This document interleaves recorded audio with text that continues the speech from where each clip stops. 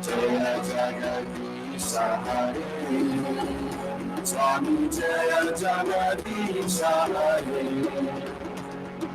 Bhakta Janoge Sankara Bhakta Janoge Sankara Shaname Durgare Om Jaya Jagadisha Hare Jaya Jagadisha Hare Swami Jaya Jagadisha Hare Bhakta Janoge Sankara Bhakta Janoge Sankara Shaname Durgare Om Jaya Jagadisha Hare Jogya Hare Hare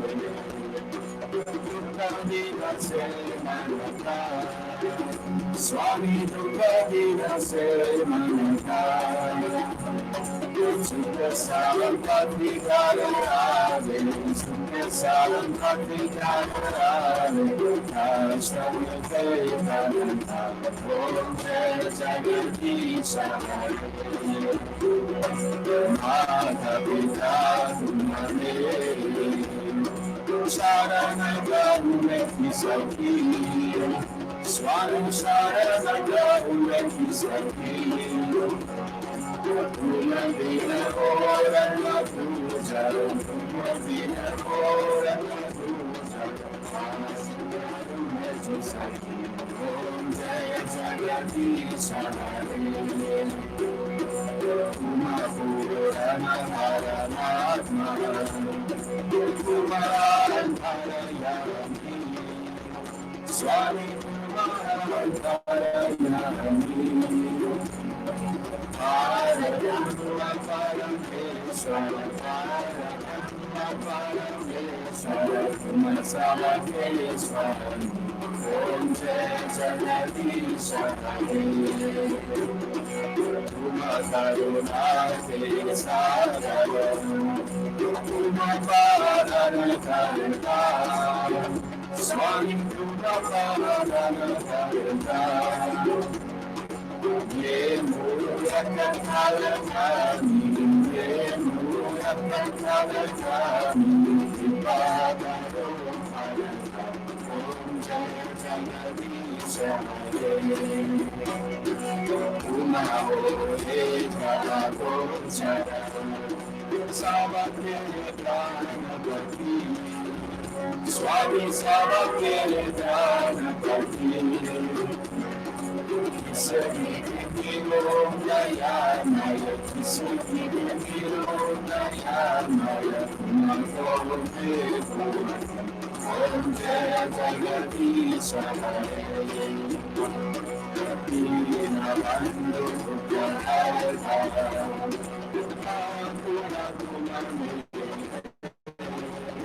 Swami Ahakura Kumame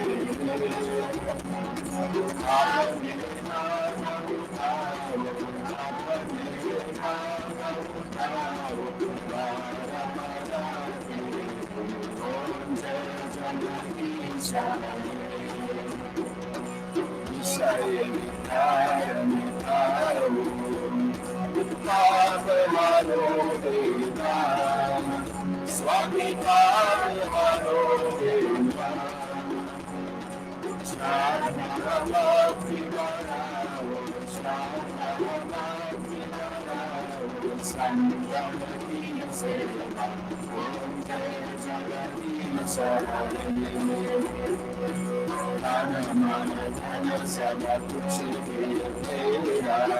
Swami Sava Kuche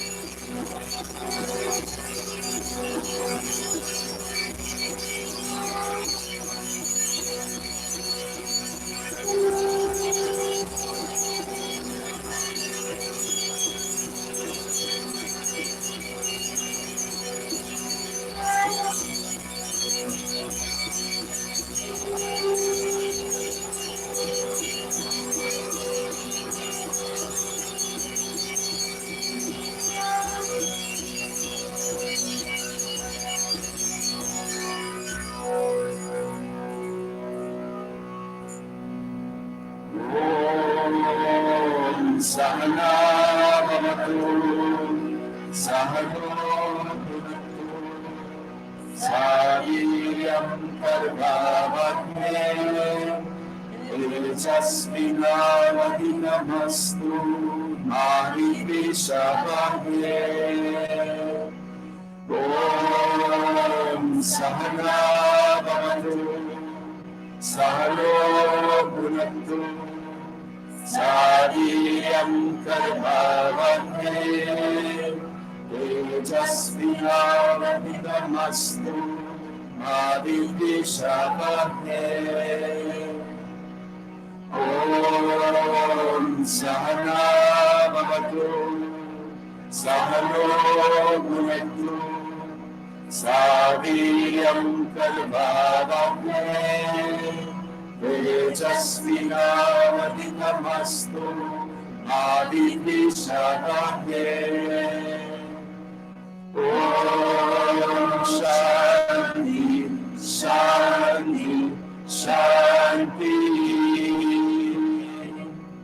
Om Shri Guru Namaha Hari Om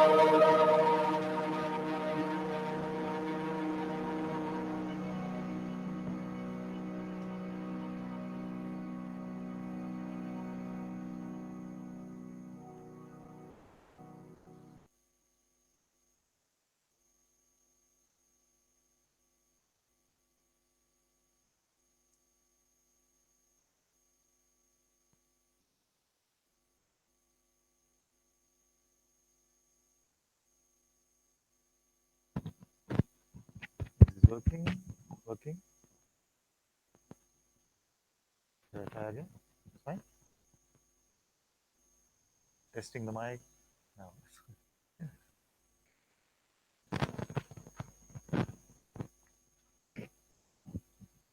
Something is scratching a bit.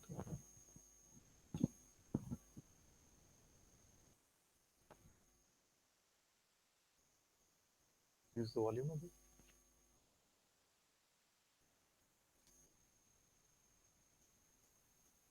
Better now?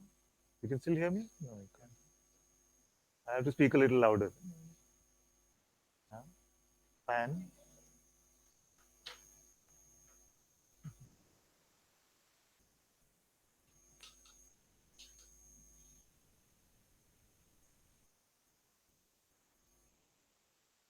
A bit of that.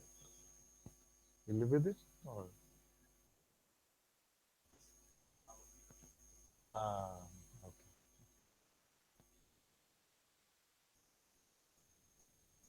It's a little lower, maybe the volume. I'll speak a little louder.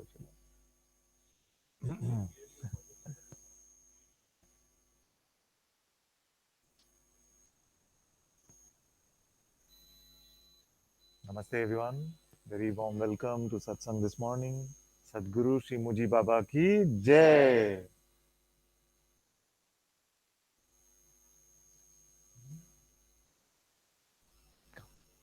You have to use the hot seat today. Yeah, but you can come close. You can come closer on the hot seat.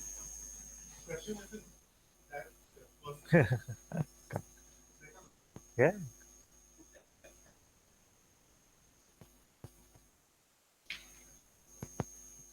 Is it going to be okay?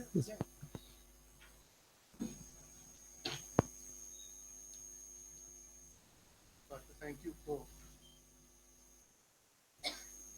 the lovely night satsang. Yeah. Mic Fully up.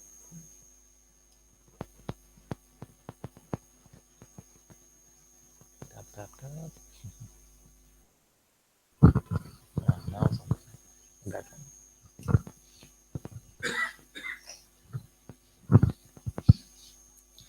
Father, thank you for the lovely night satsang last night. You had mentioned 3 cardinal signs of the ego. First was, what's in it for me? Okay. 2, I think, was me first Me before first. you. Yes. And the third I've forgotten. So I'm hoping you can revisit that yes. if it's appropriate. We said half jokingly only, actually. It's half a joke, not fully a joke, because I've said many times the Mahamantra of the mind, the Mahamantra of the ego is, what's in it for me? See? We got so used to entering every situation with this, how is this bringing value to me? How am I getting this? Am I learning this? What am I getting in this? You see? So that's the Mahamantra, constant. So that's why most of our attention actually has been dissipated with this, looking at the events in front, and also half the time looking at this Mahamantra, saying, what's in it for me? Am I getting this? You see? How am I being perceived? So it's about self-image and what you're gaining out of it. So this is the first. The second is me first. Yeah, whether we admit it or not, a lot of times in our life it is about this me first. So if somebody cuts you in the car on the way to work, you see, could you do that? I was going first. You see, so this me first, and also it's available to see in sangha behavior also, isn't it? Me first, me first. I want to be the first to get it. And then I said the third one is a minor corollary, which is, if possible, me only. You see? Yeah. If possible, just could you make it so only I am enlightened and just, So this is how the mind functions. And I was joking after that, saying that in the satsangs, in the sanghas, usually it is okay if nobody is getting it, everybody is fine. You know, if nobody is getting it, everybody is fine. But if somebody seems to be getting it, then that is big satsang, big trouble. But I have been here for 100 more satsangs than him. How is it? And a little report. They must have put something in the cereal this morning. Yes. Because whilst I was eating it, I suddenly realized that the cereal was consciousness. Yes. The eating itself was Very consciousness. good. The one eating was consciousness. And then it occurred to me that, you've always said, um, let things just flow, just happen. And I always took that to mean surrender. Yes. But I got a glimpse that it's even beyond surrender. Yes. Because there's no doership. Yes. If doership goes, then where's the question of even surrendering? Exactly. Because even in surrendering, there's a little bit of Yes. doership. I am Yes. I am surrendering. surrendering. And thought a glimpse. Oh, Yeah. something must have been in the cereal. Yes. But it's all your grace. See, I missed the cereal because I'm fasting. So, so you should share satsang today, and I should say. What about the space between the body and the cereal? Always have to push a little bit more. That also is Consciousness.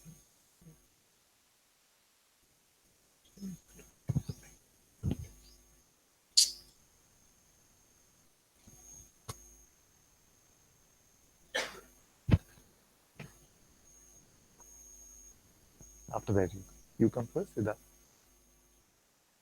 Mic is here. Come. Since I just didn't see the hot seat yesterday, today we're just going to use it.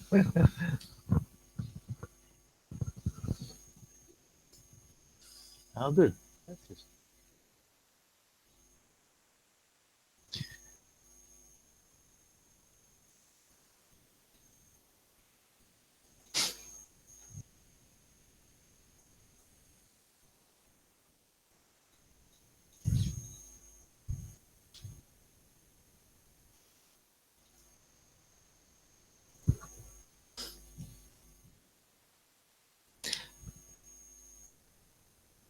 The other day I told about fear of public speaking, Yeah.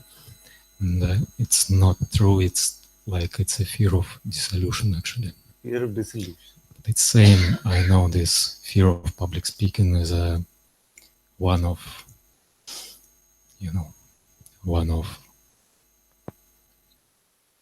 appearances of fear of dissolution.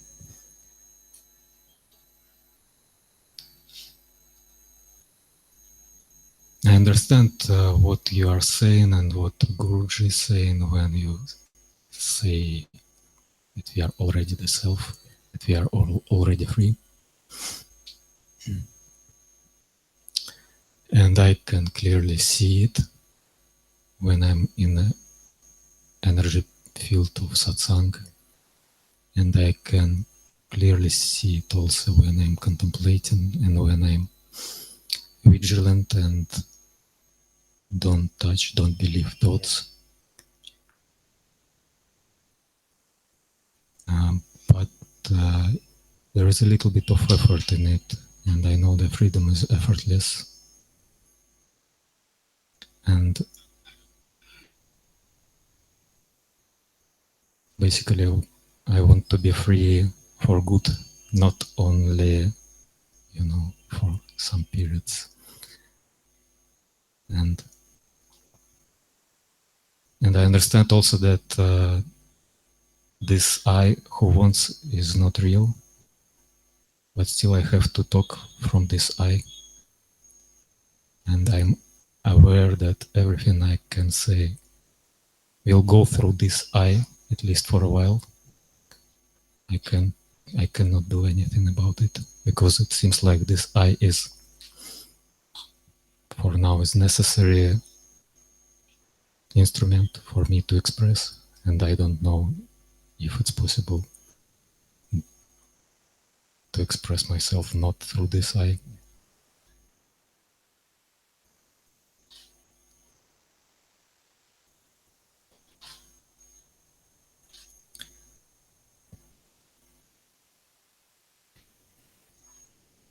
What I'm actually saying to all of you is that whether you're here in satsang, whether you're outside satsang, you are always free. And bondage is never real, but it is a pretense. You see? You know this pretense? It is something. So if I'm play acting, you see, then that is pretense. So I'm pretending to be something I'm not. You see? So consciousness has been playing this pretense, but it is playing the pretense because it is free to play the pretense.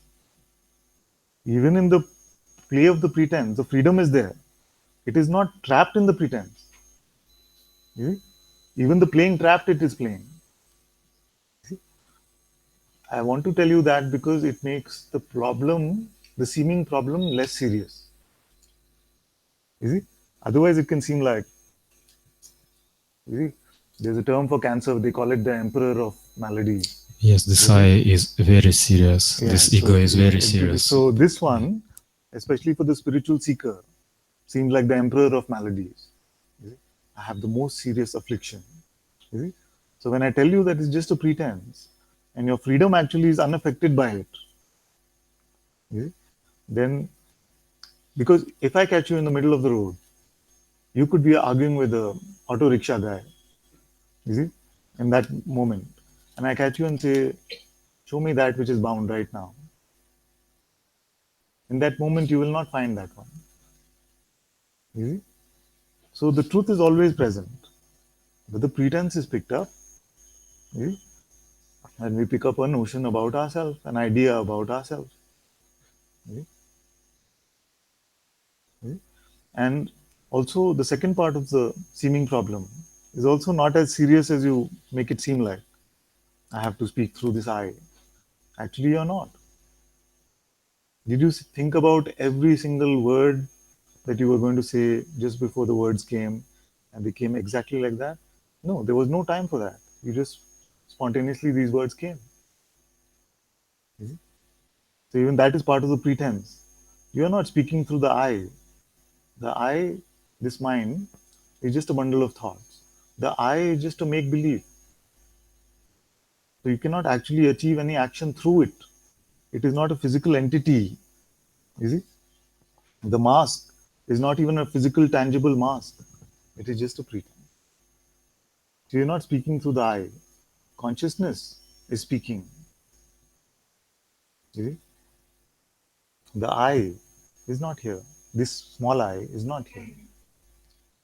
It is this big I, which itself is the source of all action. These words are coming out. You see? Even if the words are saying, I'm speaking through the small I, it is not true. They are just appearing in the light of your being. You see? Now you'll start to see more and more that just how these words are appearing, those words are appearing. I know, because here also there was an idea at one time before I met Guruji that there is somebody here individually speaking these words. You see? I know that it's not true, but experientially, it Yeah. most of the time, not all the time, of course, but it feels like this, and until it feels like this, I have to admit that it is like this. I can't just say, okay, I'm free. Now the best laboratory for this is right now. Yes, that's why I'm showing up so much. And when these words are coming, Yeah. who is speaking them? Nobody's speaking. And still I feel See, that but you had to go there first. personal energy is still here. But to even say everything after the but, you had to go there, no? And I see that you go to this one. You see, that was just an appended notion. You already said nobody is speaking them. Yes. But for the but, you had to refer to some idea about yourself. Let's try again.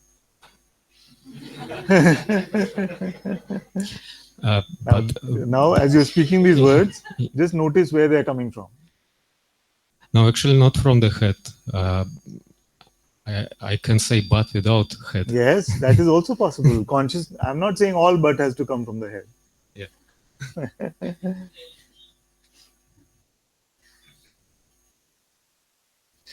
And experientially, personal energy is here still.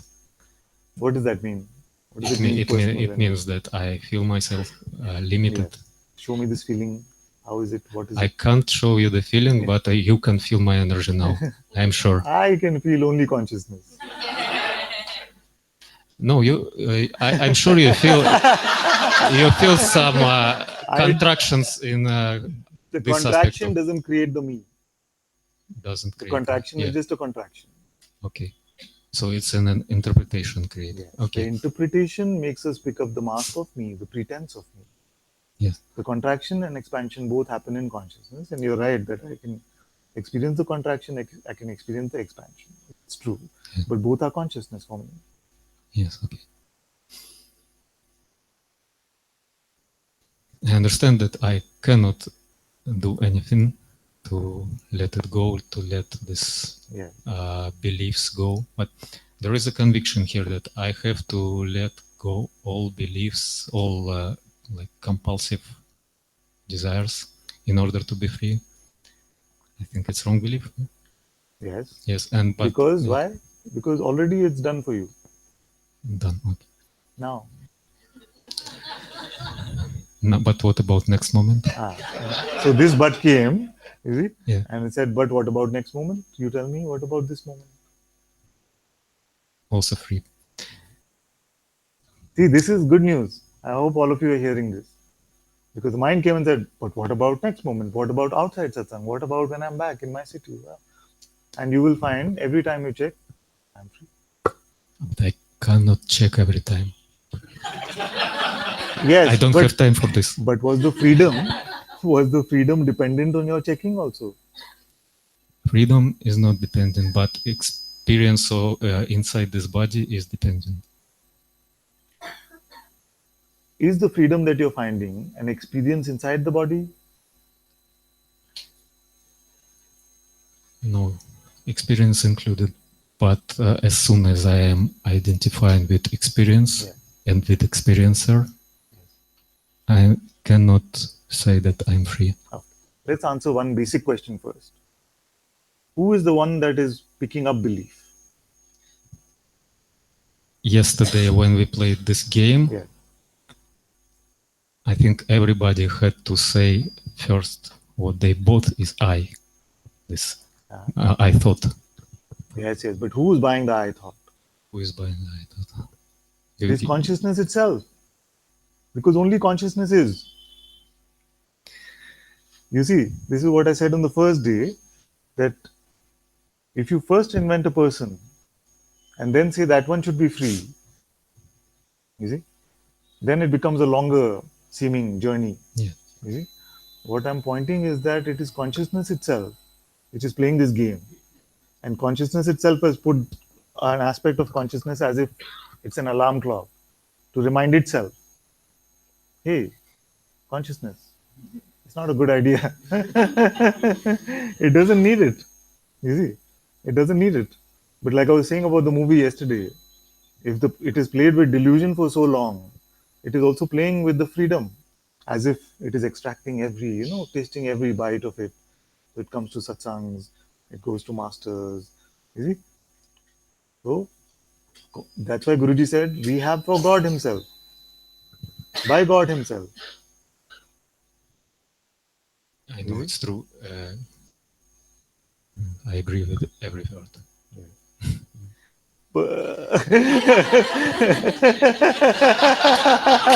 It was your I planted all one anyway.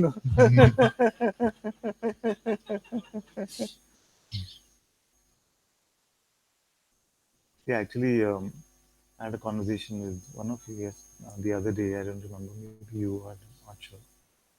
But somebody typed a transcript out of that conversation, and it came out very beautifully.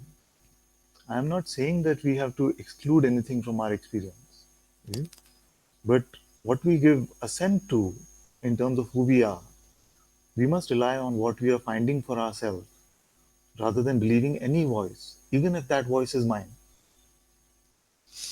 You see what I'm saying? You are finding something about yourself. Now, this voice is reminding you, hopefully, of that which you're finding.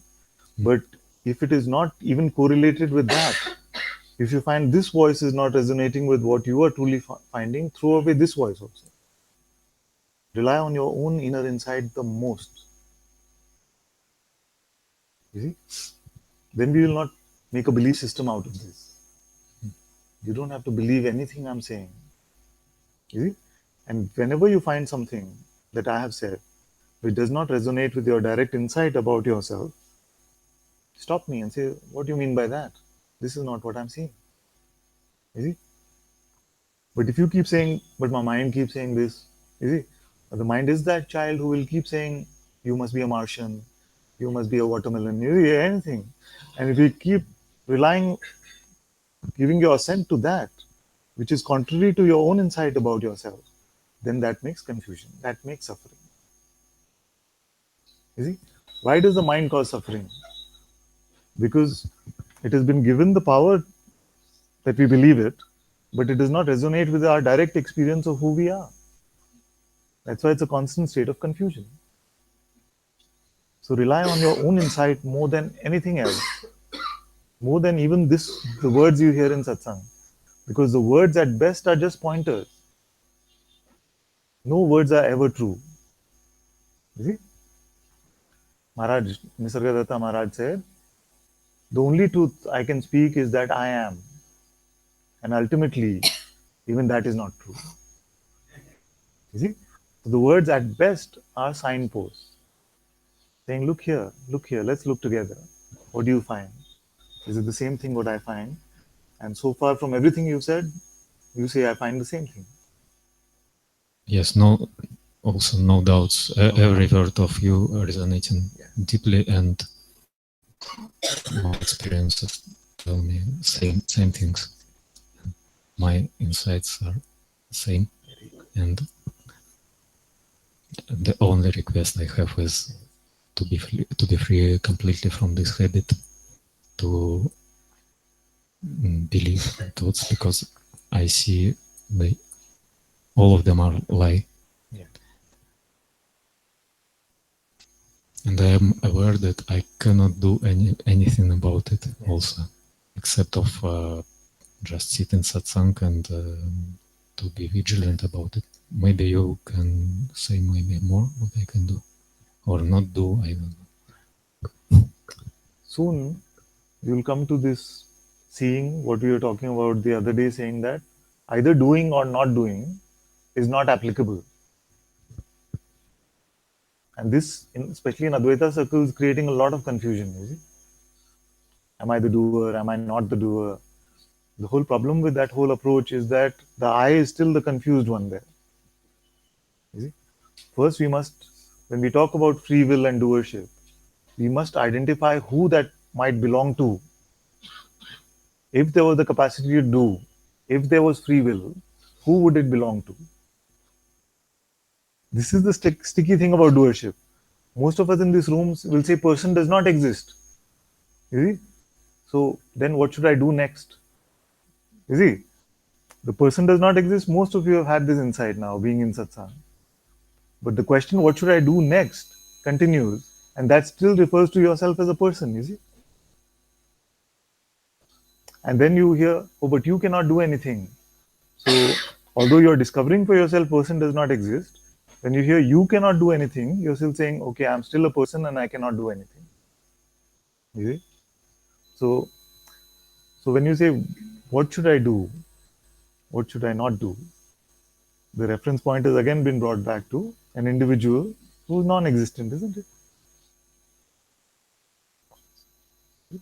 So let all doing belong to that where it is always belong, to consciousness.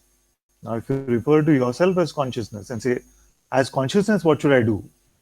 You see, that's a beautiful question. As consciousness, what should I do? You see, this, what you are doing. Now, as consciousness, I don't have any problems. Yeah. So, free will cannot belong to the non-existent entity. That's why I like the blue cat so much. You see, because when we say, the blue cat, which is walking down these mats, what is it going to do next? You see, and you will say you're speaking absurd nonsense. If I ask you, what should that blue cat do who's walking down these mats? You say, what are you talking about? You see, But already you say person does not exist. But the idea, what should it do, still seems relevant. Yes, and you asked, and Guruji asked, show me the person, and Yeah. this idea, what should I do? How can I be free? I want to be free. Okay, it's the person. I know that it's ideas only believed in, but believed in, it becomes like something because it's mixed with. Well, it doesn't become something. You see? It's like if you really believe that you're a cat, you can really believe, you will not become it. But you can play as if you are. Because every meeting you will go to, you will ask for milk, you see? You see? So this idea we must drop. And although we are making light of it, it is a very strong one which is getting many of you. You see? You might feel like there is actually a person that comes into existence if I believe my thoughts or what notions I have about myself. It never does. I'm not becoming a person. Never. You see? But then why should I unbecome? I said that even if you pick up all the beliefs which the mind is giving you, all the notions which the mind is giving you, and you believe all of them, you come into a deep state of identification. No person is still ever born. It is only a belief system which has been created, which is personal.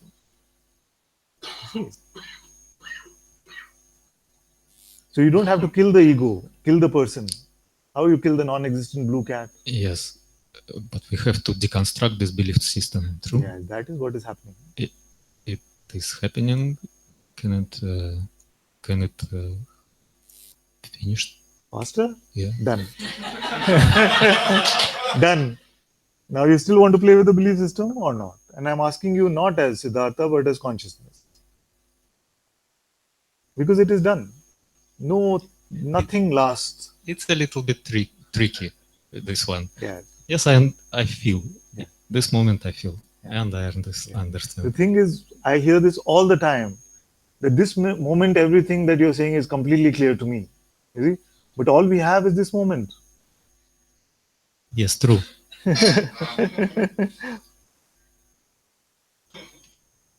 In this moment, what is your experience about yourself?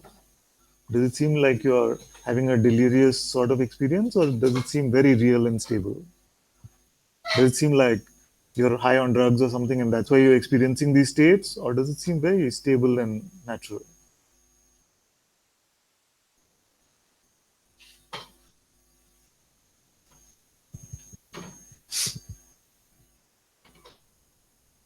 Without an interpretations of what I physically feel, maybe, and psychologically, it's good. It's like it's clear. Let's look at this in some light, okay? I'm not trying to hurt anybody's feelings. So now suppose this non-existent blue cat had somehow implanted its lawyer in our mind, its representative. You see? Now, this representative has no tangible evidence for its client's existence, for the blue cat's existence, but it will rely on a couple of things. You see? The main thing it will rely on is what you just said, these interpretations. So some feeling will come, and the mind will say, but that feeling is meow, meow. You see? So there must be a blue cat, but the feeling, because the feeling is meow, meow. You see? It's all it's all circumstantial evidence. There is no real evidence. It is just interpreted that way, you see? So you see, some strong roar, roar came. You see? So I must be a cat, a big cat, that too. You see? Yeah? So it's all like, oh, anger came one day. You see? Or lust came one day. So I must be a cat wanting to mate or something. You see? But have you had any real evidence of this cat, of this person, except the circumstantial ones?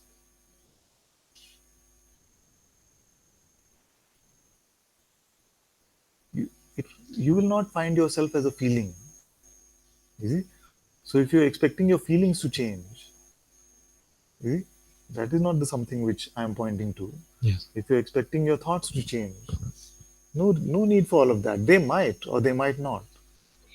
You see, there are no rules for consciousness. They might. But I'm saying that don't use those as a benchmark about yourself because they are not. See?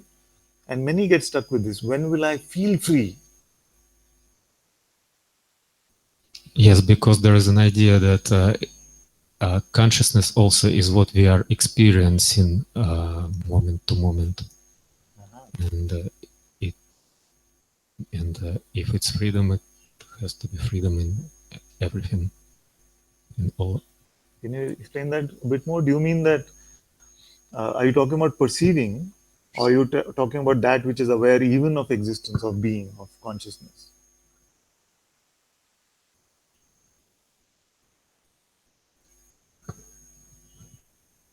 Both are one. Ultimately, it's all one. Yeah. But perceiving needs the presence of existence and this force called attention. You see? That which is aware is independent even of the finger, the dynamic existence, and whether there is attention or not.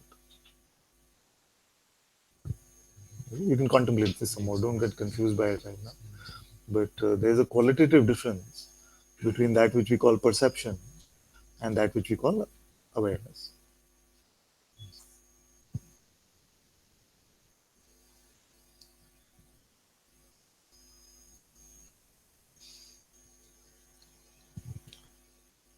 As awareness, I'm ever free, Yes. and I know it, and I see it. As awareness, you are ever free, even when the finger comes up, which is I am, as consciousness, which is an aspect of awareness itself, oneself. You see? We started singing this very beautiful bhajan these days. Tuja saguna mano ki nirguna re.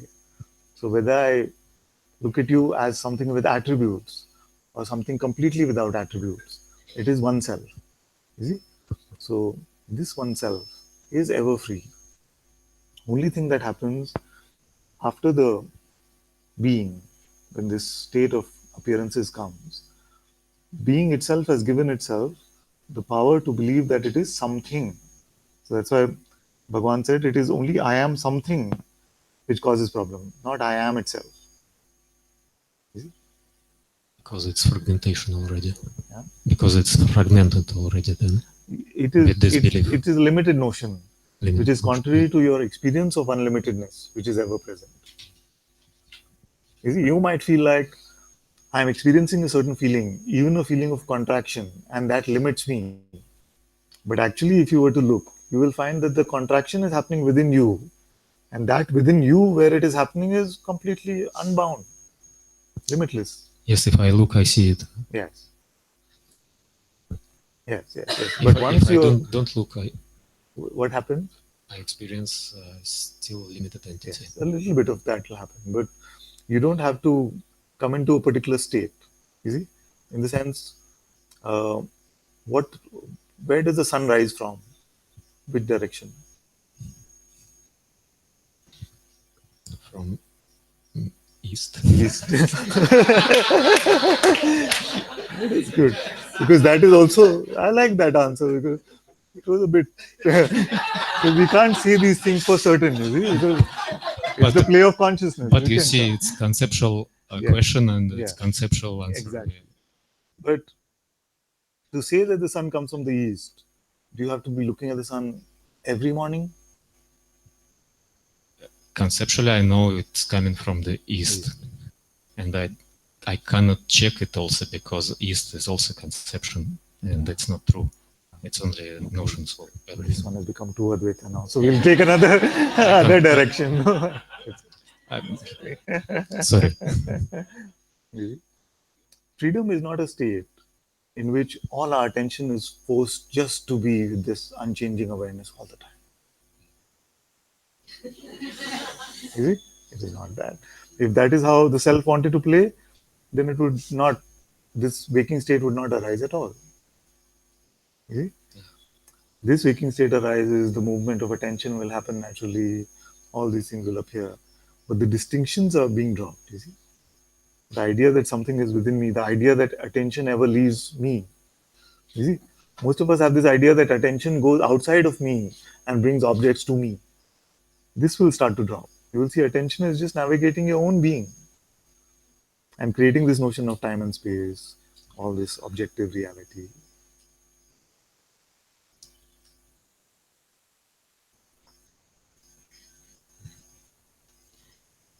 So there is this attention is not. We talked the other day. I remember is not separate from me, and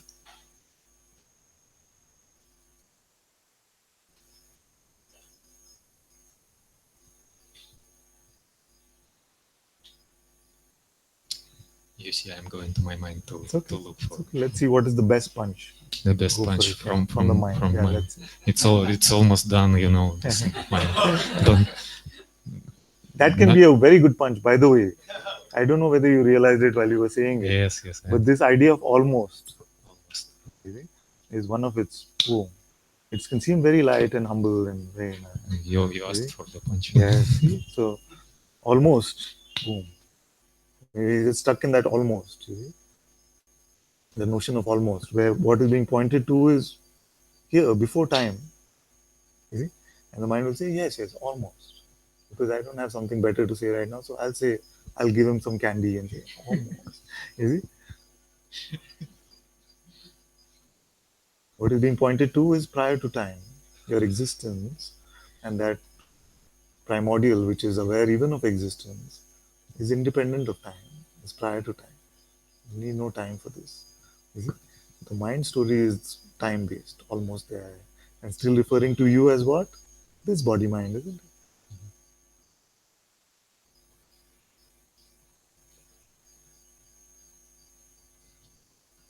So when you are free, you still continue to refer to yourself as body-mind also. Conversationally, yes. Conversationally. In the sense, when you go to a restaurant. Yes. This is funny, yesterday, who was it? I said, you'd like some tea. And she said, I only want the truth. Yes. So I was talking about the body-mind wanting some tea. But it was a beautiful conversation. I'm just she was not Advaita policing me. Where is she? Who was it? It was not Advaita answer. I knew it came very spontaneously. But sometimes, very conversationally, we can say, I want pasta, I want biscuit. Because sometimes it does happen that then we start to over-explain. So in a restaurant, we might go and say, I, which is the unchanging awareness, playing in its dynamic aspect, consciousness, posing as this body-mind organism, now has the fake preference of pasta for lunch. The waiter will say, somebody call the police. That's what I mean, conversationally. Very natural things can flow.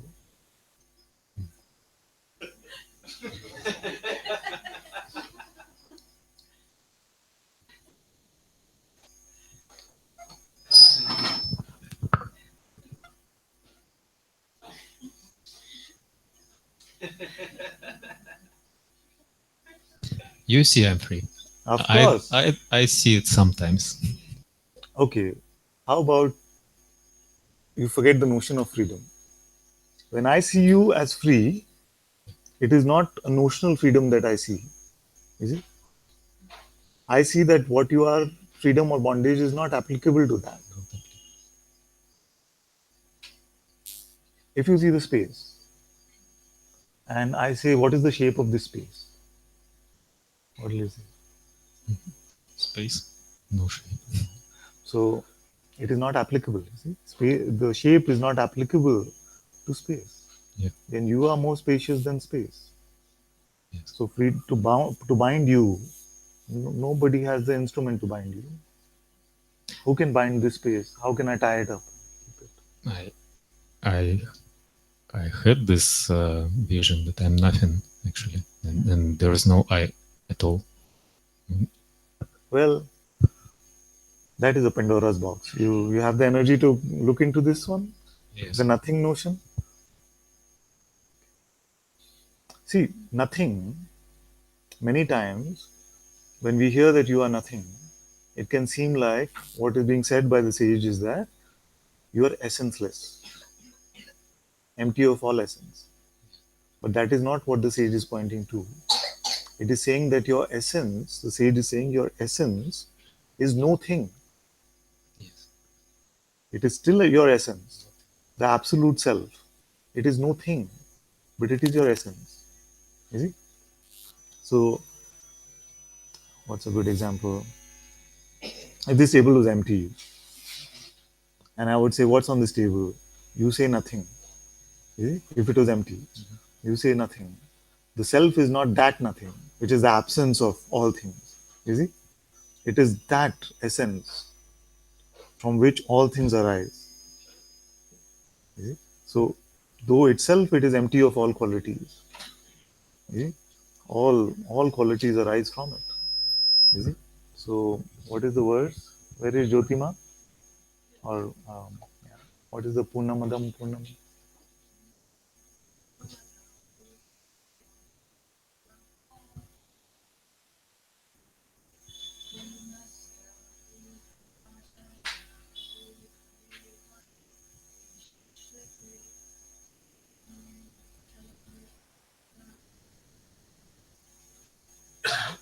This beautiful verse, which means from fullness or wholeness. You see? Fullness comes. From that which is whole, the whole appears. Whole, WH. The whole appears. And yet, in the appearance of this wholeness, the wholeness of that which it appeared from did not change. You see? So it is not an empty nothing, it is a whole nothing, which is attributeless. You see? That which is aware of all things, but itself is empty of all qualities. So it is no thing, but it is not nothing. Another example I took the other day was, if there was no water in this glass, you see, would you say that there is nothing in the glass? Huh? You heard this? Yes, I heard. Oh, okay. Suppose air was also not there, but still the space to contain something would be there. You see? So it is not nothing. You see? Okay, if it's getting too much, just tell me to stop. If it was nothing, then it could not hold anything also. You see? Like the blue cat is just notional, it is nothing. It cannot have flesh and blood. You see? This no thing. You see? The truth, the self, gives birth to the space which contains all things. So that's why I'm saying that when we hear the term nothing, many times we get into this sort of a empty void sort of thing, you see, which is like there's just like nothing, you see. But what you're discovering is that you're discovering your true essence, which is not a thing.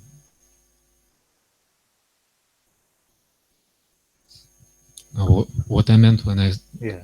used this nothing word, that there wasn't nobody in terms of person, nobody in terms of separate entity. We can say nothing more, not a void. And but I wonder if I have to experience myself like this all the time or not. No, there's no. Actually, you are only experiencing this. At one level, we can say that. But if I ask you right now, are you aware now? Yes. Did you see something which was called awareness? No, awareness is not something. It's like seeing. So when you say I am aware, this I which is aware, is it distinct from this awareness or is it the same?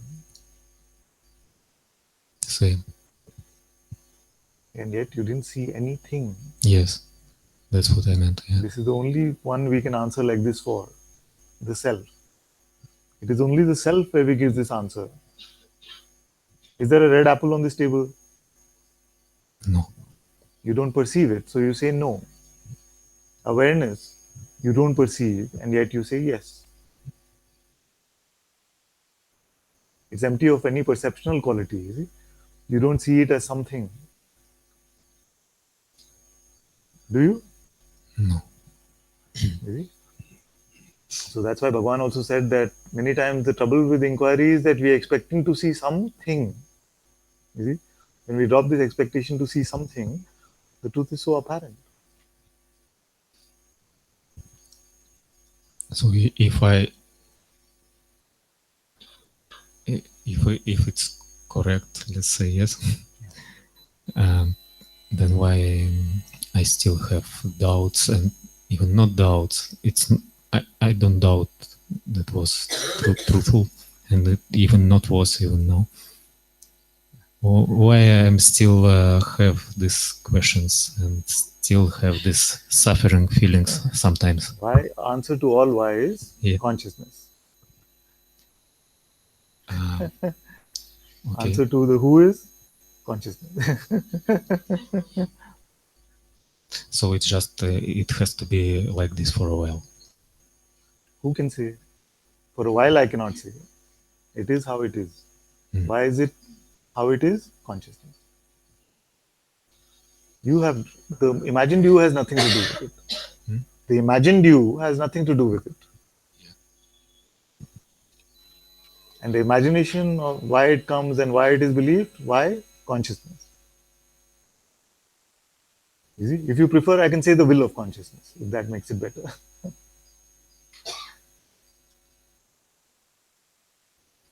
Am I stuck somewhere? No. No. Are you? I feel sometimes. The only all confusion is the mistaken identity. Yes. So when you say, am I stuck somewhere itself, if you investigate the question itself, you will find that it cannot be true. It is only when you misplace the I Yes. as the imagination. It's true. Yeah.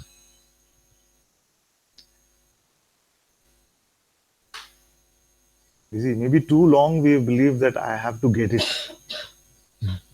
Too long we have believed that I have to get it. And something is saying, I hope this is the final conversation and after this I would have got it, or something like that. So I hope we are demolishing that concept a little bit more today, saying that there is nothing truly to get. Nobody can get it, and nobody is getting it. Yeah.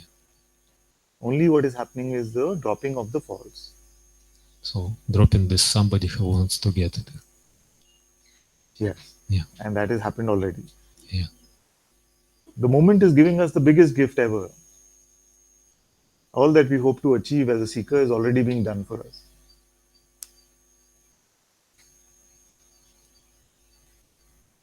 Yes. Thank you. Oh, welcome. Somebody wanted to come? Water wanted to come?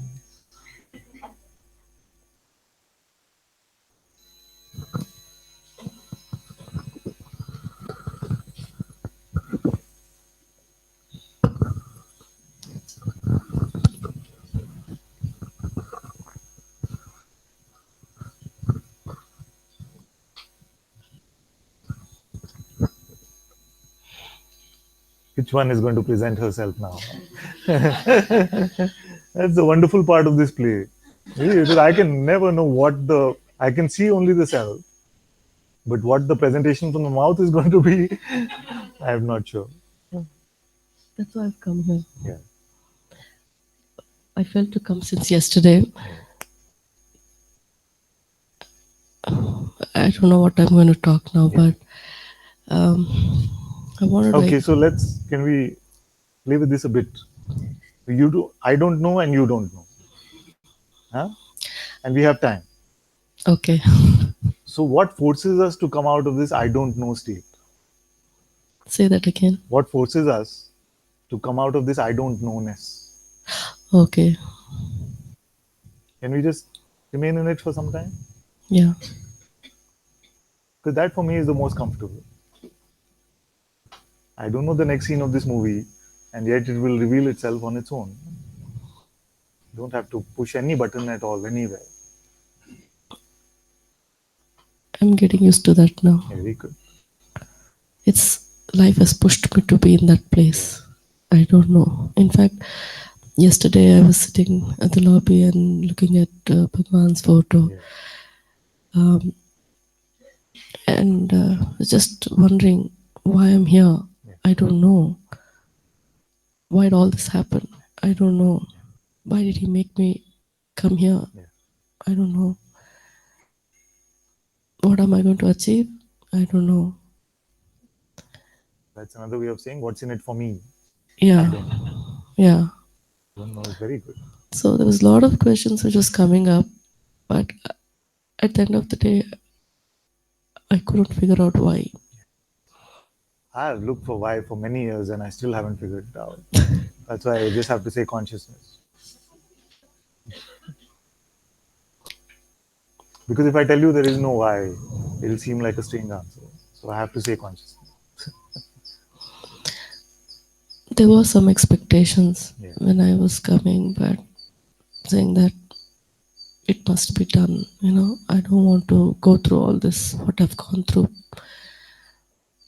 And I also wanted to expose few things here, which I want to surrender at your feet, was to be the good person or being too good, being honest, sincere, loyal, and not manipulative or diplomatic, all these things, and the anger and irritation, being a good daughter, or having that whole the daughter concept itself. I want to just kill that part. I don't want to be anything. That part is getting picked up quite often. So, Don't even give too much energy to the notion that you have to kill it. okay. Because that itself reinforces the notion itself. What you're discovering is that you're empty of all of this. The cat was the daughter, the cat was the loyal, the cat was honest, the cat was this thing. So the representative of the cat convinced you that you are the cat with all of these attributes. Hmm. What you're finding is that you are unlimited being. Because Now you don't have to be a certain way. Being is completely free to be as it is being. past 3 weeks I've learned one thing is to be with what is. Yeah. No matter how strong the force comes, just to accept it and go with the flow and not have any plans or it has to be this way or that way. That has to go drop away. It has actually. So maybe I got used to that and not expect anything. That's one thing. And me being good and expecting others to be good or to do the right thing is also one thing which I wanted to drop it, because it's kind of created a lot of resistance in me to not be with around people, or so to say, to love your family or not, to protect your family basically, which I think I'm not going to be bothered about that anymore.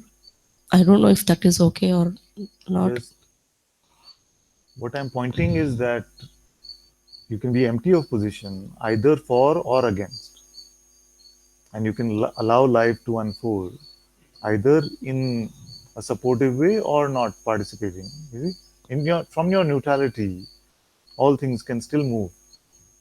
You see, so I'm not saying you have to support your family or you don't have to. You see, because these ideas don't actually mean that that will happen anyway, like this or that. You see, once you allow yourself to be empty of a notion about yourself, then you'll find that this body is still activity continues, and it can be this way or that way. Yeah, I figured that out too in the hard way, but uh, yeah, that part I got it now. So we're coming to a neutrality rather than an opposition. You see, the mind struggles with this because it only knows up or down, or good or bad, truth or lie. So when we say neither or not applicable, it starts to get a bit irritated, confused. Wow, yeah. But as you're discovering what you are, you'll find that everything operates from this space of neutrality. And whether mentally we took a position this way or that way has had nothing to do with what has happened in our life. You see? If you can allow this and you start to see this about yourself now, then also you will see that everything has always been the grace of consciousness. I know it might not seem like the present testimony right now, you see? But once you see that everything right now is happening in the light of your own being on its own, then you will see that everything has been beautiful grace which has brought you here to the recognition of your own self. Suppose there are 6 billion, almost 7 billion beings in this planet. You see? How many have come to even a glimpse of this insight that you're getting? There are very few. What is it worth? Even if you had to go through a lot of difficulty in a life, it would still be worth it, isn't it?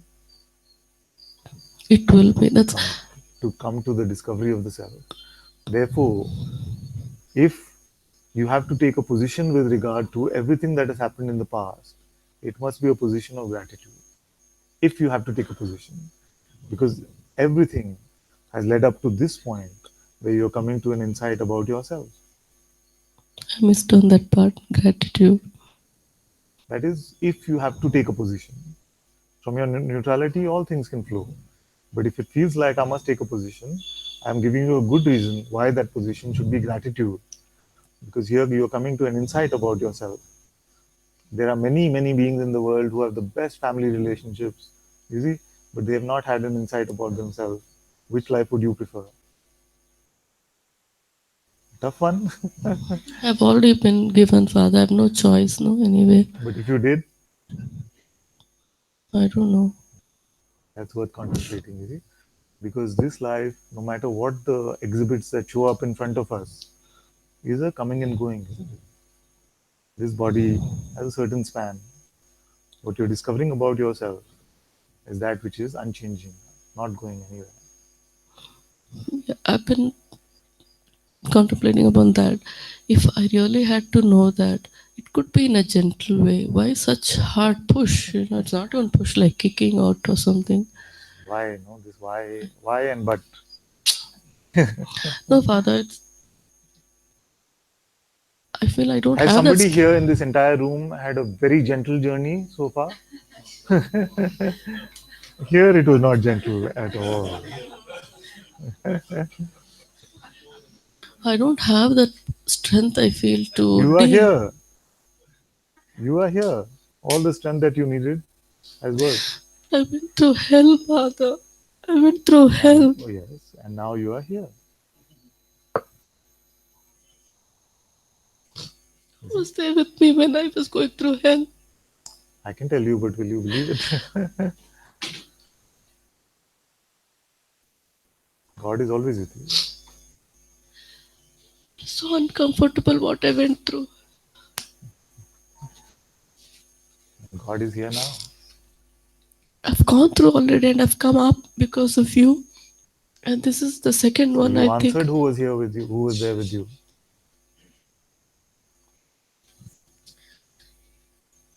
I can say if nothing is happening, I can feel yes, God is here all the time, and there's so much horrible things happening. I can't feel God is there because there's so much all rubbish coming out, and I feel okay. Where is God then? Why is He making me go through all these things? I know He's cleaning out everything, but that at that moment, in that instant, intense moment, it's hard to accept that this is happening for this. Only maybe after cleansing or everything's cleansed out, then it feels okay. Maybe it was worth it or something.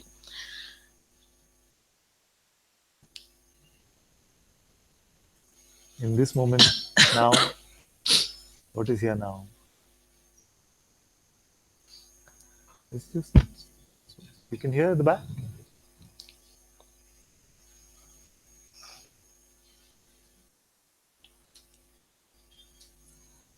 And I want to clear this today. That is here now. Like now. The want is still here now. Now. Snapping is happening. Want. Want. Is it like that? It's clear.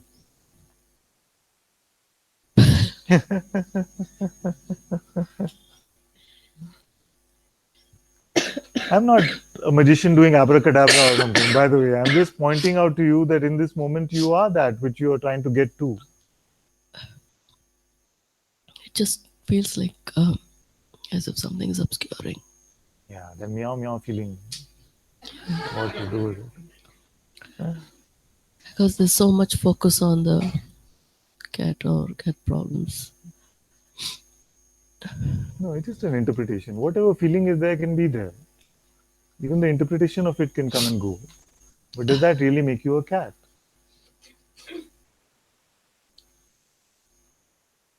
Suppose it actually happened like this. You started to get these cat feelings like, the urge was only for a bowl of milk, suppose. And then the mind was saying, meow, meow, all these various versions of meow. Then would you believe yourself to be a cat?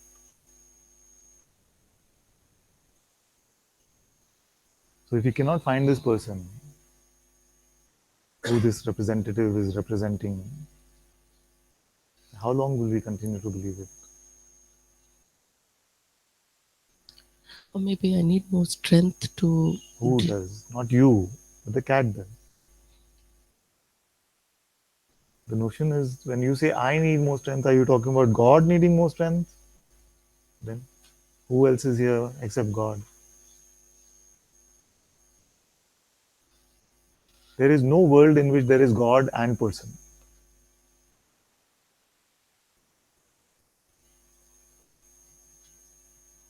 In this world, there is only God, mostly posing as person.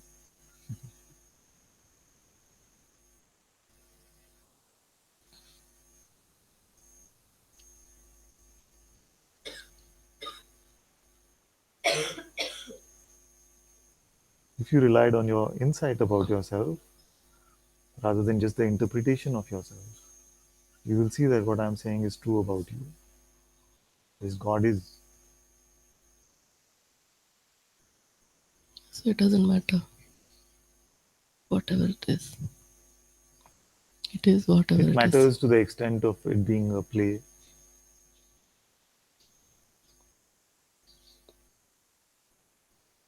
To whom does it matter? Yeah? No, to God. Who else is here? How does it matter? That's what I'm saying actually. When we call it a play, then the seriousness is taken out of it. So it's the interpretation that it is made serious.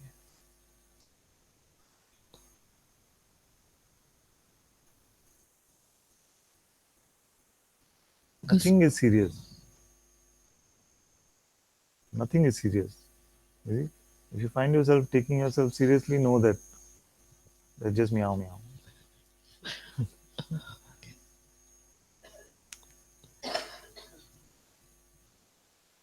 Meow is just perfect because it's me, ow. You're the me, ow. I know. And you pick up the me, there will be ow. Ow, yeah. Sometimes the ow can be a bit delayed. So it might feel like, oh, this me came without ow. You see, but it comes. It can go to ouch also. Ouch. Me, ouch.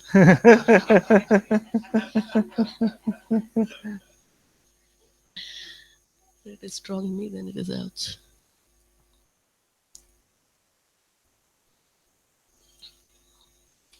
Why? Because the me is just notional, and anything that it attaches to is ephemeral, is coming and going. The non-existent one attaching to that which is coming and going is bound to be a crazy ride, no?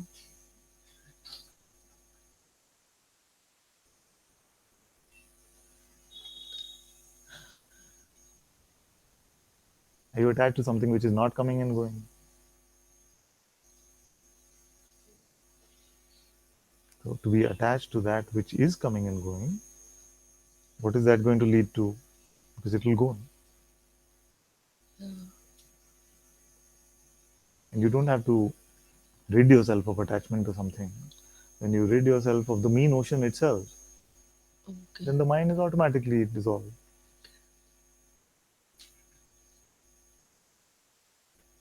That's a nice way of showing to be detached, no, in a hard way. Yes, because nobody, the grip is so strong, it has to be squeezed out. Hard way. If it's already like this, what can be pushed? Openness is a beautiful word.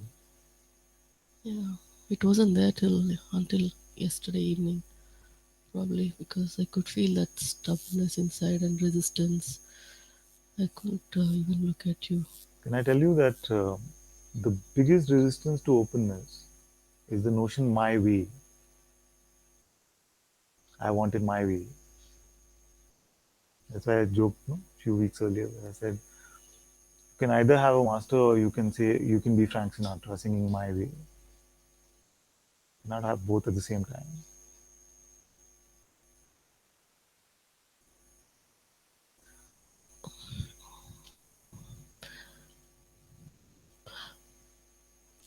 So this whole attachment about everything, world, or I'm not so much worried about the world part, but for me, I think the main thing is about the family, and I think that's the thing which was kind of I feel it's a bit of abandoned or something like that, and even sometimes I feel lonely or left out or something like that. How am I going to survive? With my daughter, all these things come.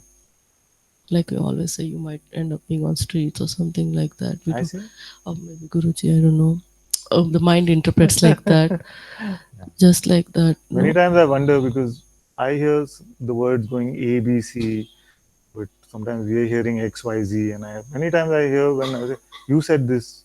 I wonder, did I say like that? I don't know. As I said, maybe it's I'm just because I've heard a couple of times, so mind might do like that or something. So all these things come up, and the only request or prayer what I'm making here is no matter what, even if I'm on streets with my daughter with nothing, I should be happy and be okay with it.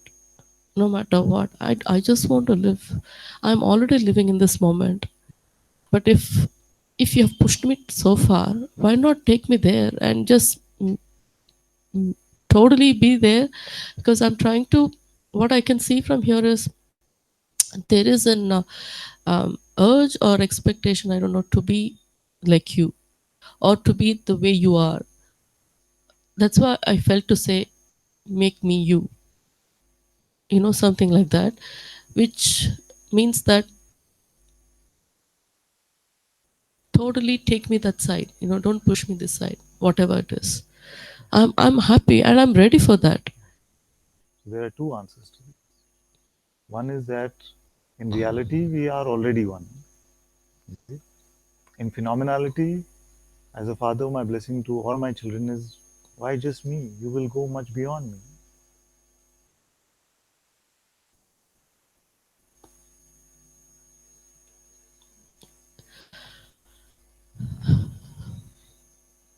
That's why I love you so much, Father. But I don't say that.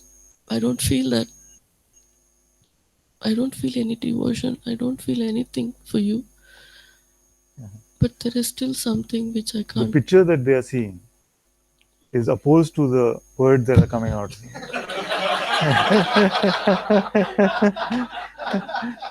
I've had this many times. Somebody was sitting at my feet the other day, dear child of mine, was sitting at my feet and looking, Father, I have no devotion for you. Like, but look at this. This is devotion. What else you need now? We're too hard on ourselves sometimes. I feel like we don't have any benchmark of this devotion. Just that you're here is more than enough.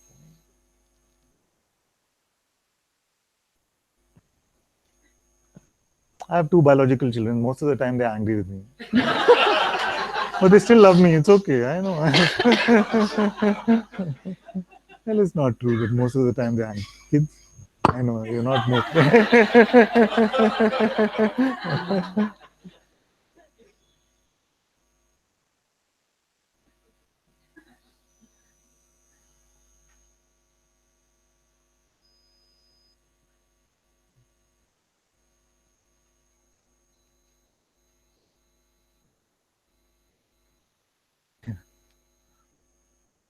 If there was zero devotion, you could not come to second satsang. It is not possible. I've heard what it sounds like. And you come to like what, 200 now? That is enough for me. I think I'll still come.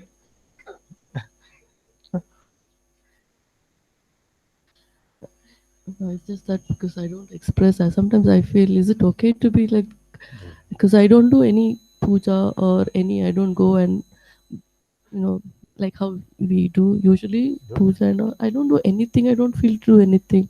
I don't feel to pray. I don't feel to do any, you know. So if that is still okay, or it's something arrogance, or because sometimes we don't know, Father, when it's slipped and when you get back to the shell. Don't have to hold up anything at all. Don't have to be any certain way. And it's so beautiful to be like that. I realized it's so much burden to carry everything, but don't make a conclusion also about yourself. Like, I'm not devotional, I don't like puja. You never know. You wake up one morning and you're like,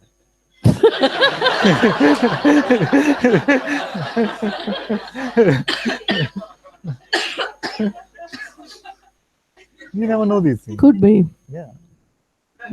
I like that. Yeah, because here also there was not so much mandir and all of this thing. Now I find myself making a room in the house which is Muji Mandir, and we're getting some things for it, and we'll have a launch. That's happening. I like that spontaneity. Yeah. It's beautiful. Like, oh, it's so beautiful, Father. I love it. Okay. This is watching the movie without spoilers. This is more fun. Because when the fear is gone, then you can watch the movie without spoilers. Otherwise, we're always checking what's going to happen tomorrow, go to astrological sites and figure out how my next year is going to be. But when the fear is gone, why would you want to know? Maybe you're waiting for this year to come. Let it reveal itself. Why we want to know in advance if somebody tells you today is going to be like this, tomorrow is going to be like this? Spoiler, no? And sometimes you feel that fear also takes you to do the next thing, which actually makes it more fearful or something. Yeah, it was something which I wanted to expose that as well. So sometimes you get. I remember, and that's why I'm always so grateful to Guruji that even when inquiry was happening here, I was reading all these beautiful books like I Am That. Before I met Guruji, I used to visit this site almost every day called Cyber Astro. And there it would give me this weekly chart, okay? And it was very like blunt. So if in the chart it would be not good, it would be black, black, black. So money, health, whatever, all these things were there, categories. And then black, black, black. Or if it's very good, blue, blue, blue, then it had this black, yellow, green, all this coding. So I would open that page, and the minute it would show up like all black, this is bad. Right?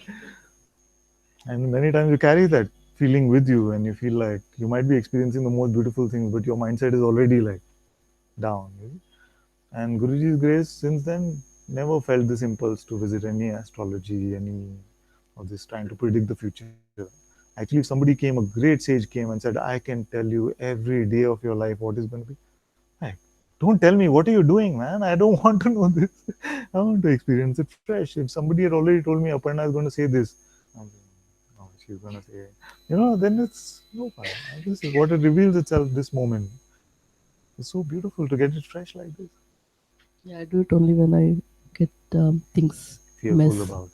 Yeah, scared. So I don't know why that fear is still there, but it is dropped here don't now. worry about that. What will Stay happen with what next? I'm pointing you to. All this will take care of itself. And I had one more thing which I wanted to expose, but I think I forgot. That's it. You see, the moment is doing the job for you. You all heard what she said. I had one more thing which maybe I wanted to expose, but I forgot.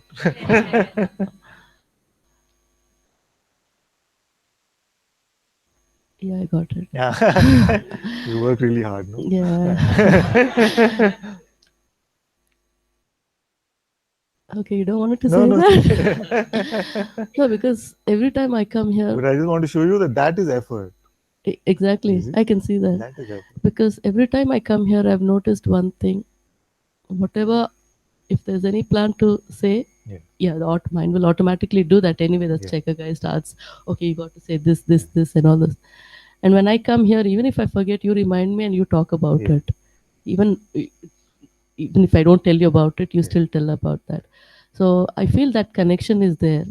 So no matter what, I totally rely on you, Father. But that's okay. And at the same time, not being devoted at all. No, no. See, this is. Please tell me what the definition of devotion is. I don't know. I completely rely on you is the greatest statement of devotion.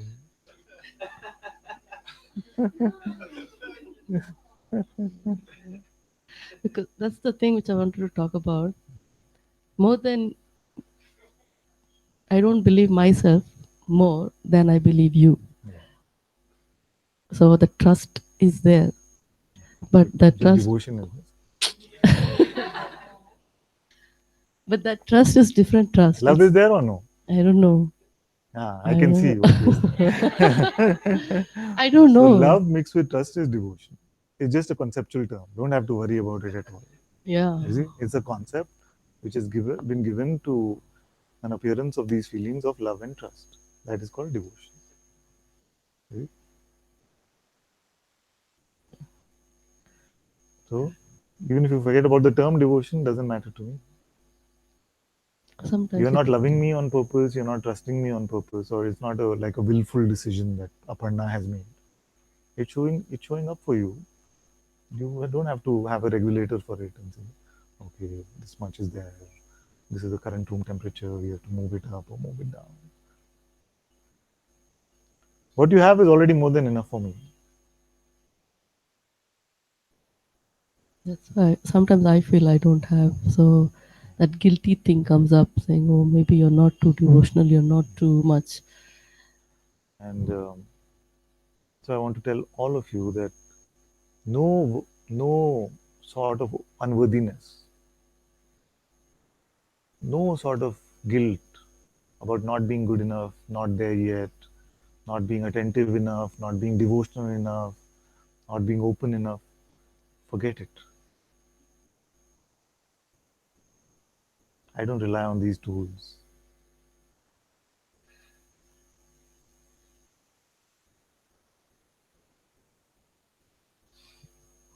And when I speak to you, I can totally be free, like how my daughter sleeps on my lap and she's totally unconcerned. And I feel like that I can totally, no matter who is there, who's not there, I know you're there for me.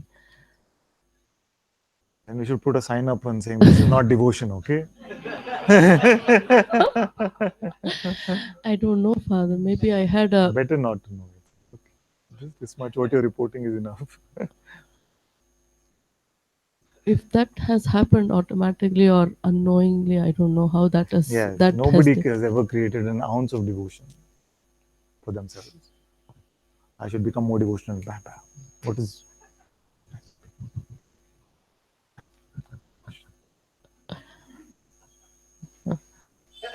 See, what you're feeling guilty about is an impossibility.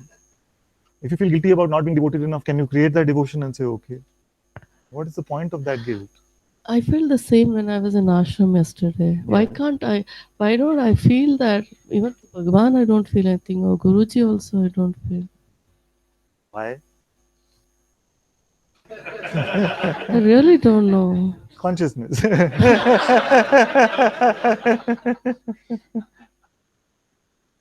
If you can leave this retreat with just an answer to all your whys, just being consciousness, my job is done. Okay, that's good enough for me. That is how consciousness is playing.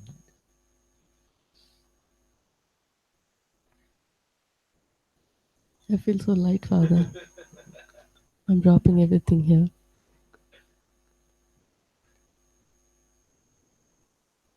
You know everything than me. Well, depends on which you you're talking about. No, not the me, Yeah? not the little me. That in that you there is no me and no you. We are one. So no, I know everything as much as you know everything. And I can see that I'm being pushed to surrender things and let things happen. This is also, I can see that it is being done. And because there was also this um, habit of being in control, controlling others or making others do the right thing. So that is also being dropped, which I wanted to expose as well. I'm glad it came up because this control thing is not going to work, and it's so much deep inside that it has to be dropped. I can't control anything. It's a bit hard thing, but it has to be dropped. If you could, who would the controller be?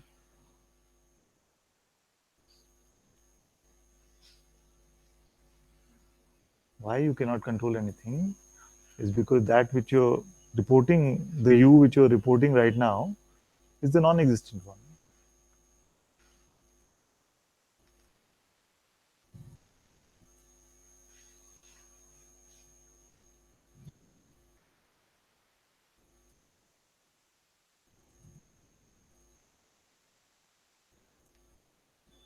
So it is not that there is a powerless entity called Aparna sitting there who has no control over anything at all. It is that that notion of Aparna belongs to no real entity at all. What is only consciousness, is only God. So where is this notion coming from, and who is believing it? Like flashback to our first satsang, is it?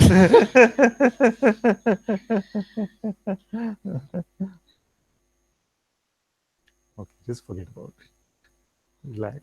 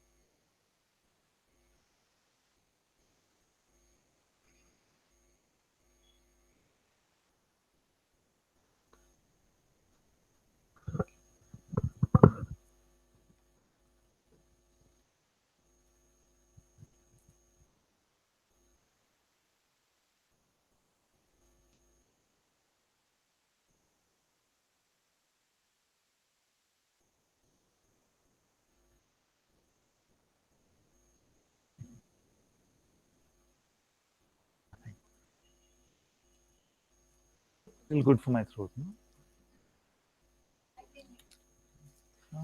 Maybe after this. It is.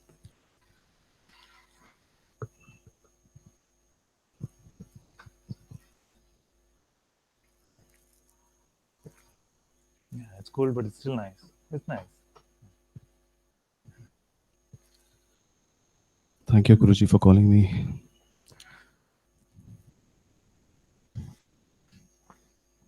Actually, for many years, I've been playing with some notions, and to some extent, you have answered those questions of mine. But I just wanted to get some reassurance, because I know this checker guy would come back, because it has been a habit for many years. So the first notion which I was playing with was enlightenment. And I would meditate for some time, and then I would ask the question, where's my bliss? Why is it not happening with me? And what are these guys talking about? Bliss and ecstasy. Why is it not happening with me? So I think I'm coming to this conclusion that I should not be looking for enlightenment. If it has to happen, it will happen. The other thing which you... So suppose you didn't even have this conclusion. Yeah, I mean, I just need to be open. Yes, that's a better conclusion, but suppose not even this one. You'll get used to not having conclusions, you see, because conclusions make positions. Yeah. And positions are the opposite of this vastness. Position implies limitation. You see, that which is unlimited can have no position. Yeah. So now enlightenment concept, no position with regard to it, suppose. How would that be?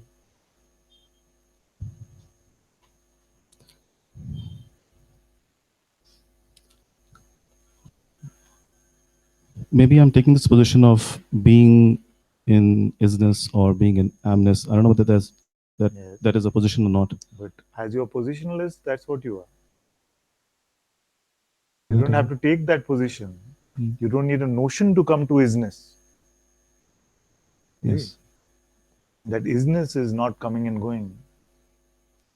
You see? Yes. We might say, like I've been saying, Shankara said something like this. He said, we can say pot is, cloth is. You see? But pot and cloth might come and go. But the isness is not coming and going. Right. So in your positionlessness, isness is still there. And the other milestone which I used to attach with spiritual progress is the thoughts that you have, the feelings that you have.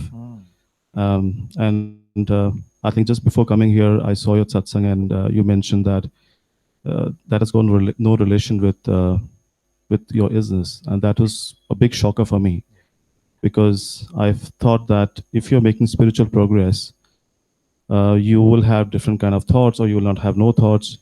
Lust cannot come, and you mentioned that even lust can come. So this is something which it completely demolished my concepts which I had earlier.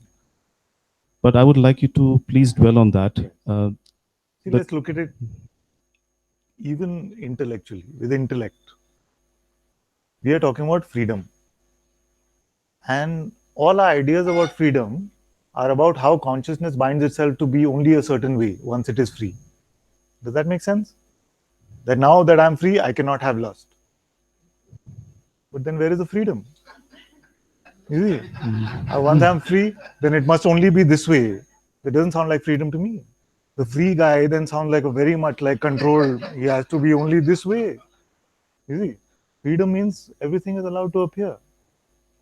This does not mean I'm making some sort of Advaita excuses. You see? Even, you see, so it's not like many times we hear this and many can say, therefore I can just do whatever I want. It's not talking about that. See?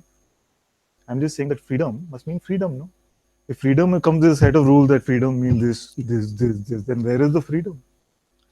But that leads me to the other question which I have in my mind. If that is the case, then how would you know that you are... I'm using this terminology, but if I'm sure you can understand. How would you know that you're making progress? Because if you feel that you're still the same, you still have the same feelings, you still think the same, you still have the same lust, And you also taken away enlightenment and bliss from me. So so I'm the same guy. I and the same guy had a lot of fears, and I used to feel, even now I feel sometimes very lonely, because I feel, what is a yardstick? You know, am I going on the right path or not? Because then I would not see myself any different to the next guy who's not doing any of this. Most importantly, what will change is the pointer. Have you heard this term, the pointer? And you had some technology experience? No. So when I used to do programming, I used to, in college and things, there was this term called pointer. You see, this was like pointer. It could point to something. You see, so I is now pointing to this one, boundary one. This pointer will point to no thing. So when you say I was that way and now I continue to be the same, is it pointing to the same I? What is the true I? The limitless, but which I have not experienced up till now. This is your I would interpretation. also of your not say that. I mean, experience. in a moment, yes. In that moment, as everybody has the same feeling that, yes, in the moment I can feel I don't feel as if I'm limitless or boundaryless. I just feel that there's nothing. I'm nothing. Your limitlessness is not a feeling and it's not an experience. It is your existent reality. Tell me your boundary now.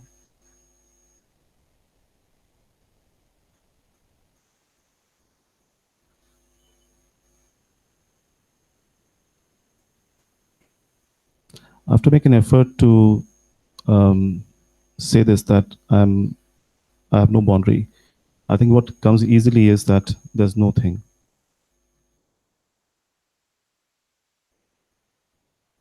That no thing is enough for me. That no thing means no attribute at all. Yes. So I is pointing to that. See, Guruji, while you contemplate that, Guruji calls the I the chameleon I, isn't it? I can be pointed to the body, to the mind. He says, God says I, devil also says I. So this I is more like a reference pointer. Where is it pointing to? It is pointed to the non-existent one. And now we are seeing what is that which I can really rely on, the unchanging, that I which is not coming and going. You see? So this I is the self. So it could be the activities in your life, could be the same. That's why Zen Master said, before enlightenment, chopping wood, fetching water. After enlightenment, chopping wood, fetching water. I've added 2 words to that. They'll forgive me, hopefully. Is or not. Because even that we cannot predict. Yes. Because many times that itself becomes a condition. That it must be like that, otherwise you're not enlightened. Because Zen Master said, Yeah. it can continue to be like that. It means nothing about your freedom. Whether you continue to chop wood and fetch water, has nothing to do with your freedom.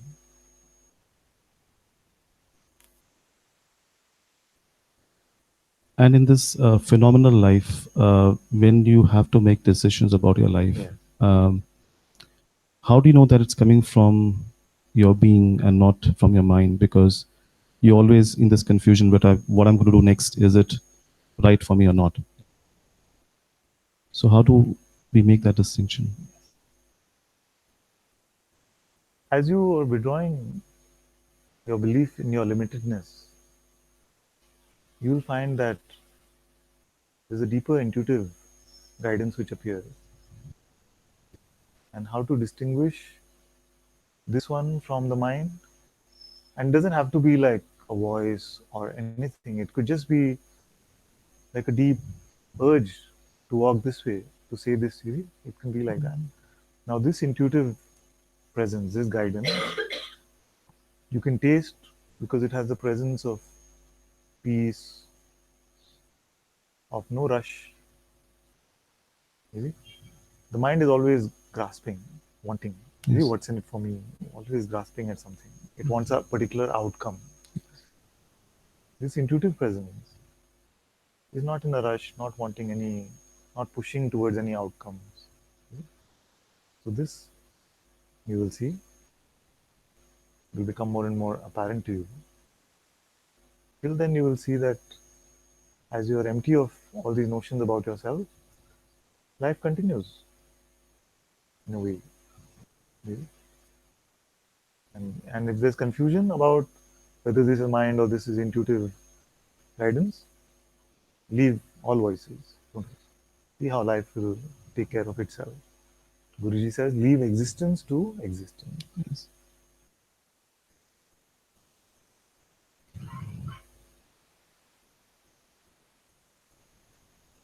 Thank you.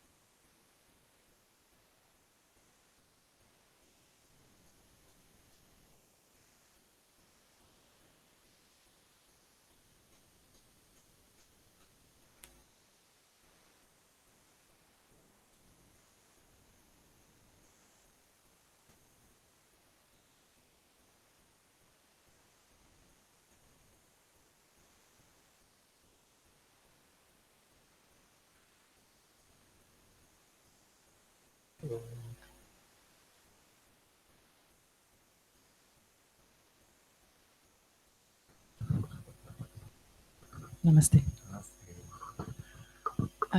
My question is about creativity.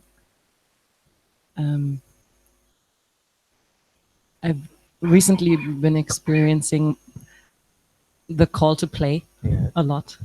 Like you were talking about how life is a play, and I'm dropping more and more the feeling of that there's anything serious going on. Yeah. So every time even when I'm here and all these really serious topics are coming up for me, they're like, this is all a play, guys, have fun. I don't really know why I'm sitting here, but I think that sometimes We know why. Consciousness. Yeah. I guess Also, just one point before you see, we like many types of plays. It's not just Much Ado About Nothing that we like. We also like Romeo and Juliet. You see, so even when the play seems very serious, tragic, you see, but somewhere consciousness is being entertained even by that. I know we question ourselves when the tragic movie is on and say, what is the... You see, why do we go and watch these tragic plays and tragic movies? Because something wants to experience that. And that is also ultimately the joy of consciousness. You see? So even when the so-called very serious type of things are happening, ultimately it's still the play of consciousness. Yeah. No, I get that, and I enjoy it. Yeah. It sounds kind of sadistic, but I enjoy it. yeah. You know, I guess I feel like a little kid who's asking permission to go and play. You know, what would that entail? Now, since you asked me like a kid, and I have some experience with parenting, I always ask my kids, so what would that mean exactly? Yeah, it's kind of like, Daddy, can I go and play? This is What will you play? Where will you play? I'm a protective dad. Yeah, I don't know which game. Like, just basically around every corner, there's always a play happening, you know, and most of the times I feel called towards it, you know, like just seeing a baby cow in the street, you know, is like a really beautiful scene for me, and seeing it being fed by its mother, it's yeah, I kind of want to just like experience this presence. It's very intense, and somehow I feel like like Yes. exploding all the time, you know. So it's- my thing is, as long as you're avoiding all drug dealers, and you asked me as father, so, and even they are expressions of consciousness. But as a father now, I have to say, and anything which gets you in any sort of physical trouble, please play as much as you like. Okay, thank you. Of course.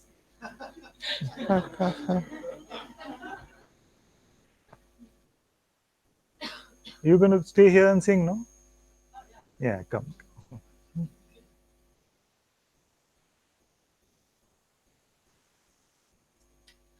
Better, or you want? What do you prefer? I mean, I have a very loud voice. Okay. Or if you, in the first few seconds, you can shout mic if you want. I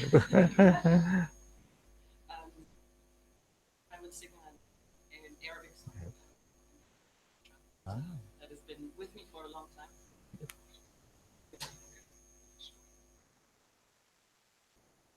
Okay. For the broadcast. Yeah, okay.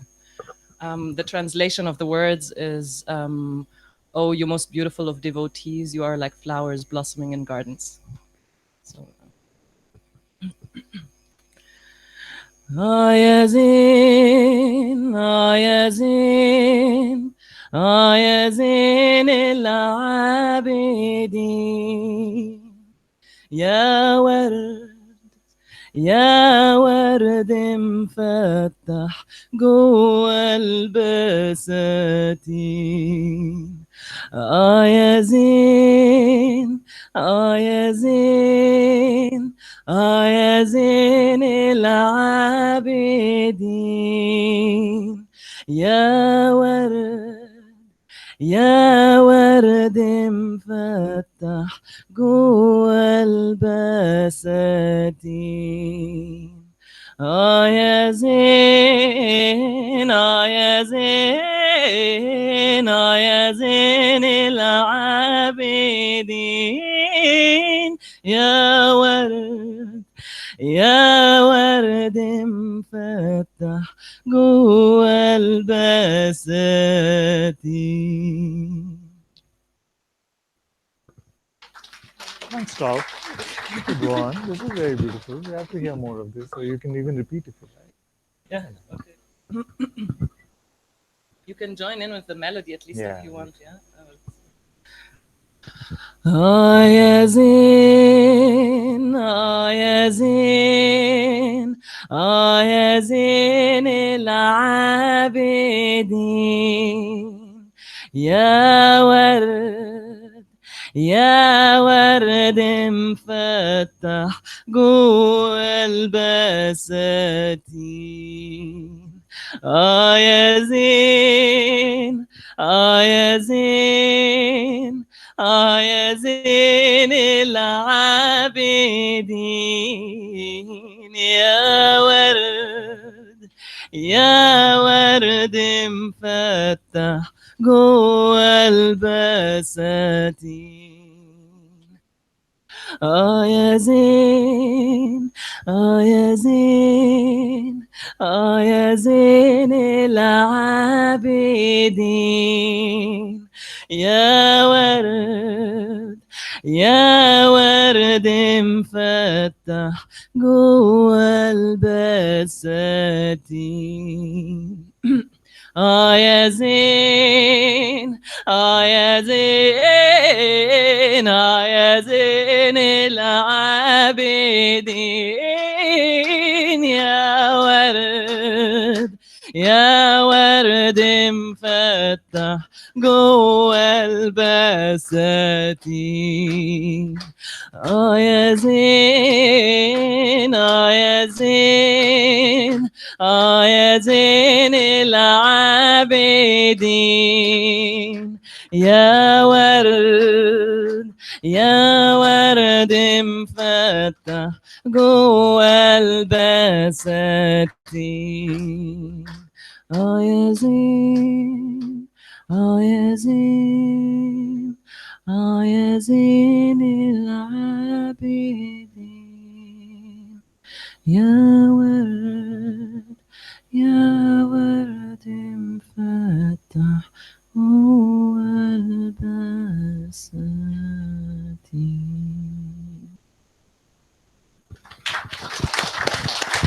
Beautiful. So good. You get a recording of this.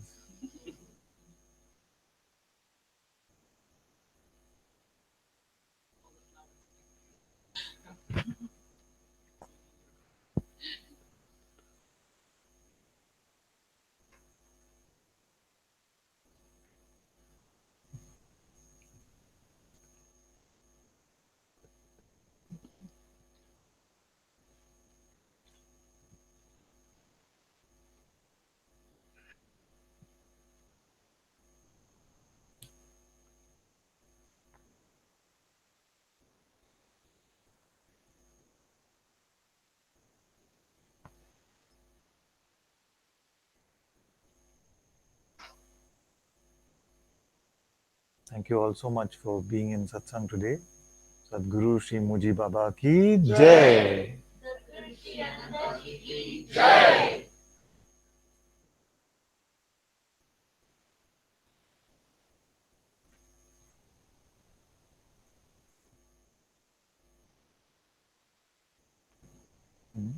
Yes, yes. Yes.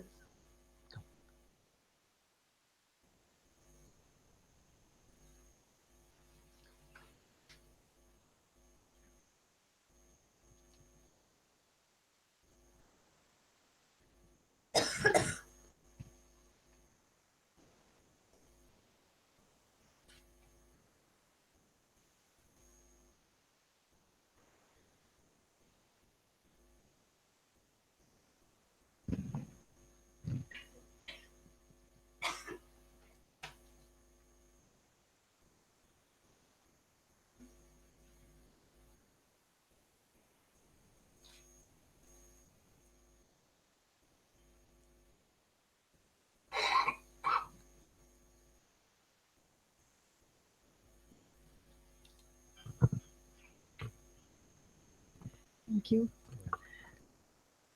I'm so much full of gratitude that you summoned me to your presence to this silent retreat. Thank you so much. Mine or hers? No, it is on. Yeah, yeah.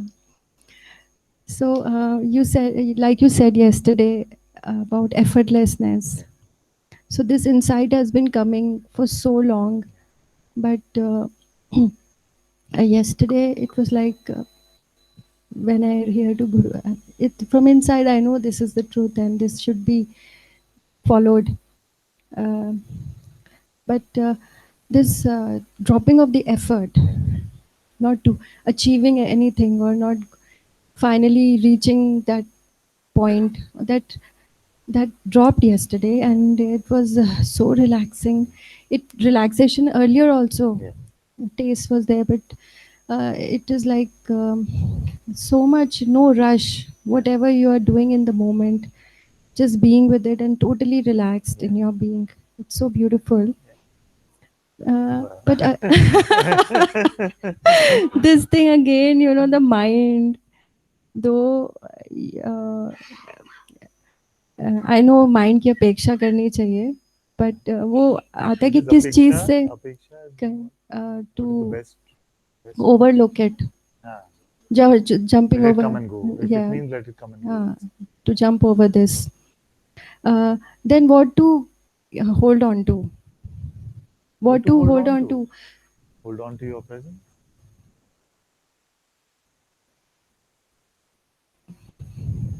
If you feel there is something to hold on to, then you can hold on to presence. See? If you feel like you're okay without any hold, then just leave everything. Both are same. Whether you hold on to your presence or you leave everything, it is the same.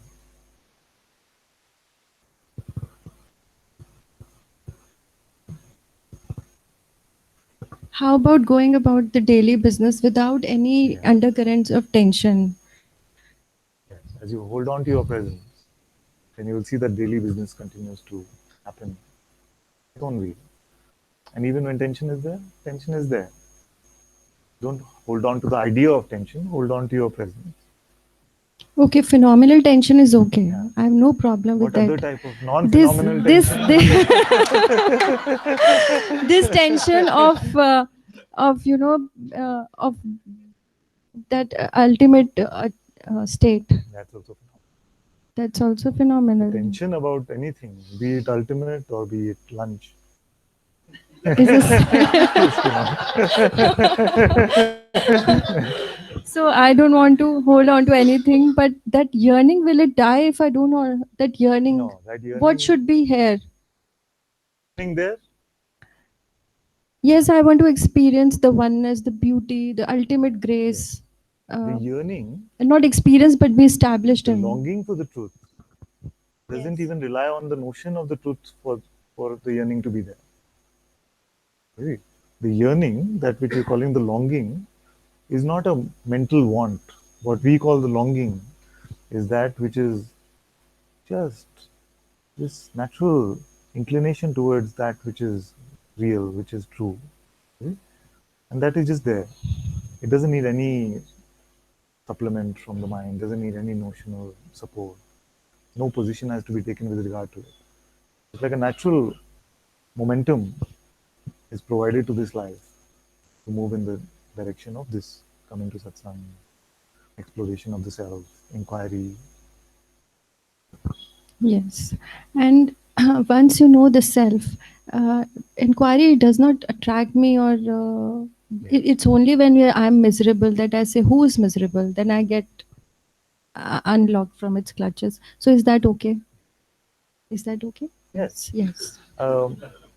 Yeah, as what I'm hearing from this report is that the rest of the time you are naturally effortless anyway. But when those times where you do end up picking something and that suffering comes, you then inquire and you ask yourself, so who is it? Okay. It's okay. Naturally, generally I advise against using inquiry as band-aid. You see? Just like for a quick fix solution. But if you find that it happens with integrity, with authenticity, when you really check, when you're really looking, it's fine.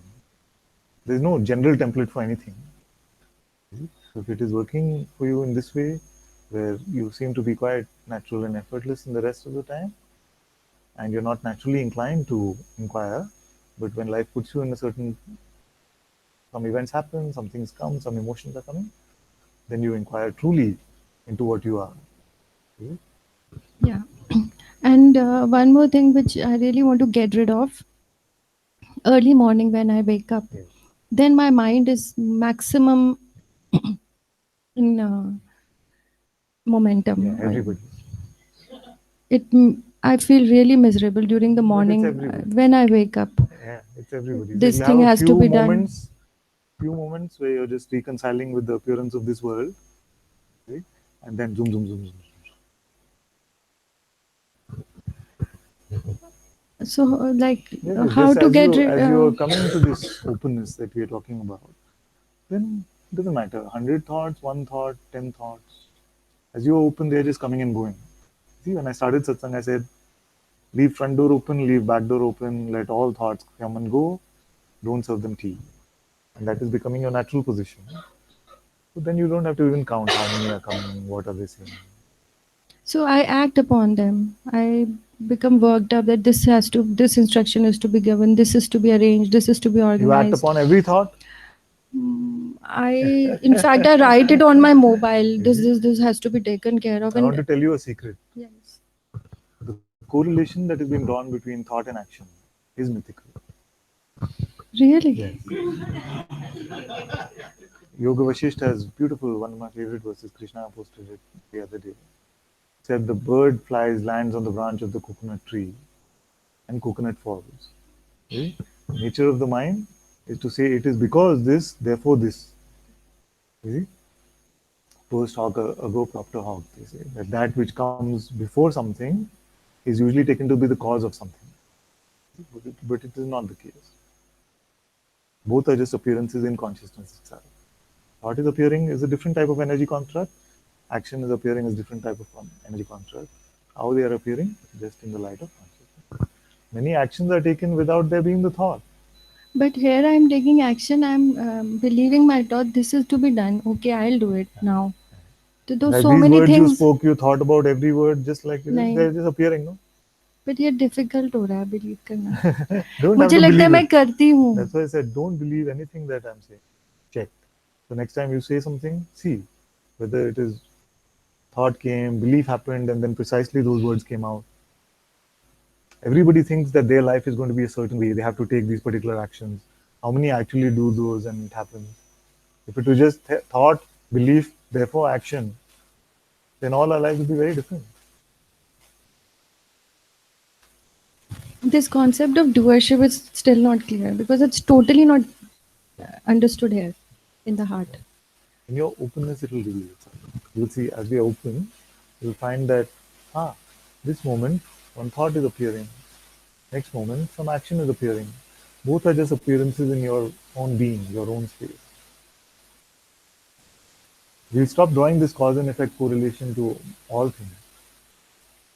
Yes, it is a function of the mind, the cause It and is a effect. And what is justice? Justice is justice. Exactly. It has no movement at all. No, even the justice, all movement. Yeah, all movement is there, yes. Yes. Yes. And Okay, so suppose you were actually doing it that way. Huh? So thought said you must move your left hand. You say, okay, thought came, move your left hand, and actually anything can happen. You see? But suppose left hand only move. So then I ask you, so how did you move it? I thought it and then I moved it. No, I say physically, how did you move it? After believing the thought, what is the physical process you did to move the hand? Can you fire a neuron? no. Nobody knows how to do it. And we presume that we can do all of it. The ego is so ingrained that somewhere I believe that I'm doing it. So when will this flush out? When will this Now. understanding? The doership is very much ingrained. Right now you are empty of it.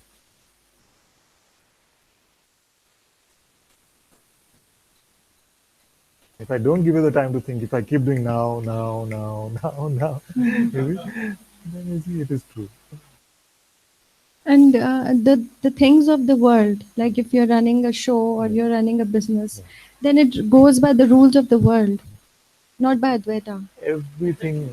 I mean, if I'd say, okay, this will take care of itself, I will go, I will do what naturally is coming, what actions are happening. But Did I tell you the Shankara story of the lion? Some of you, but I can repeat. One time, Shankara is having satsang like this. So they're out in the forest. They're having satsang. Shankara is saying, Brahma Satyam Jagan Mithya. Huh? It means the truth is the absolute, Brahman, the self. The world appearance is just an appearance. He's saying. So that everybody is listening intently. Tiger comes. Huh? Shankara is the first to run.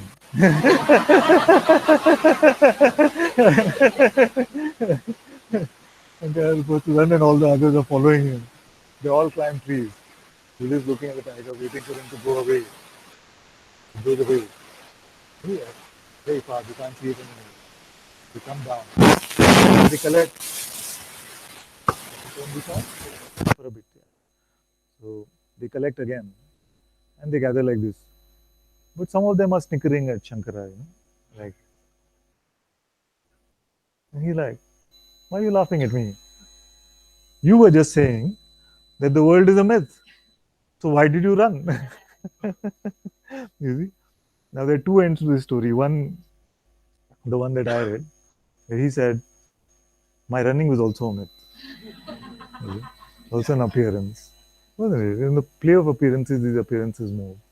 But the funnier one is the one that Jyoti told me. She said, or you told me, one of you told, where she said, Shankara said, I know the tiger is a myth, but it does not know that yet about me.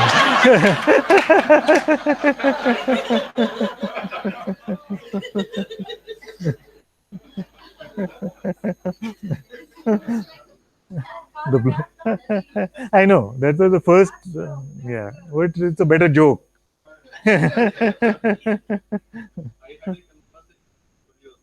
One sec, one sec. So your question is answered or no? I like to believe that you have to play by the rules of the world. As your you or me pointer, the I pointer is getting clarified, then you will see that this movement of this body is also happening on its own. That's why I've been saying that there was a time that even here there was this belief that there's an individual entity speaking these words. You see? Now I see that these words are appearing just like thoughts would appear. Nobody doing them. I'm telling you from my live experience right now and your live experience right now. The words will come. Then the thought will come to try and claim ownership over it, either in this form of pride to say, yes, that was good, well spoken, or some sort of guilt saying, I shouldn't have said that on the hot seat or something. You see? It tries to take this post facto ownership of that which is just naturally occurring. Now these words are coming. Who is speaking them?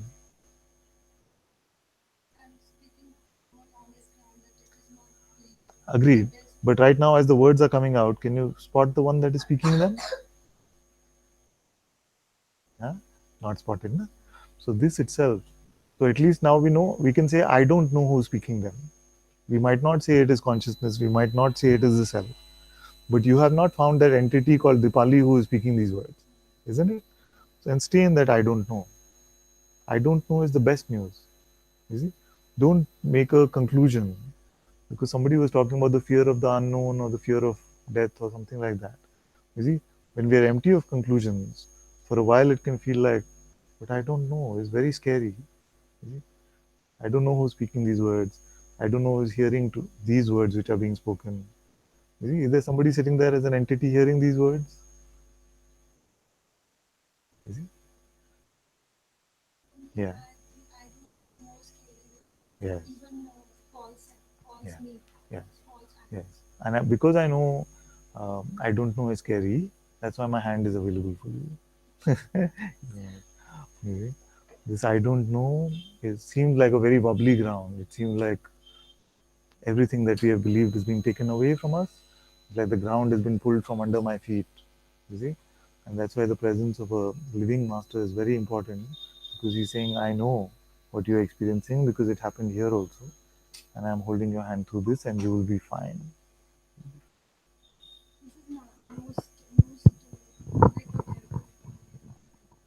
Is there, which is assigned here in this life, like a homemaker or a person running a business. So I feel that I am doing it. I am running the show. If I am taken out, then it won't be done so well.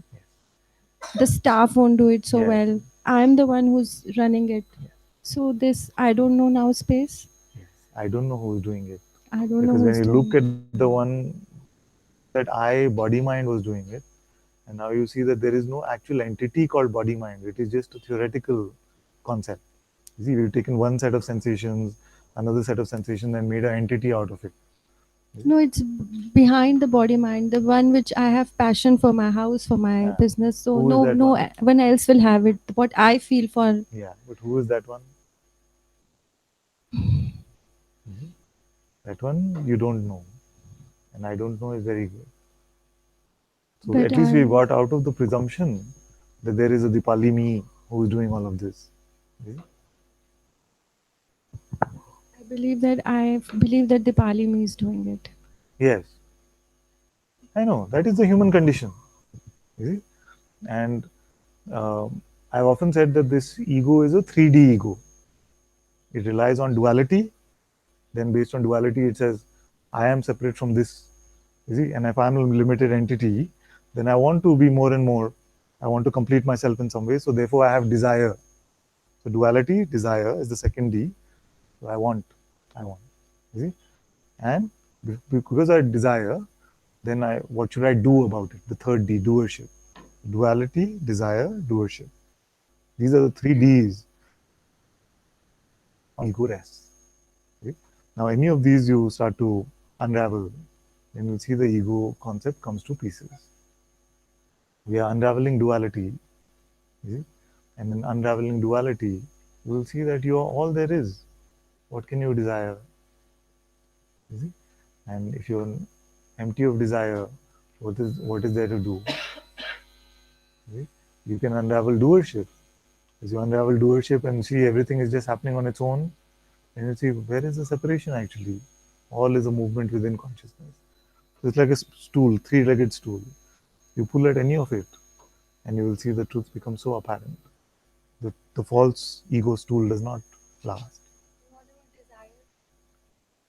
Now, what about it? Desire, like if Yeah. I have a desire that, okay, As you are unraveling this identity, this duality, and you're coming to this oneness, you're seeing that you're already all there is.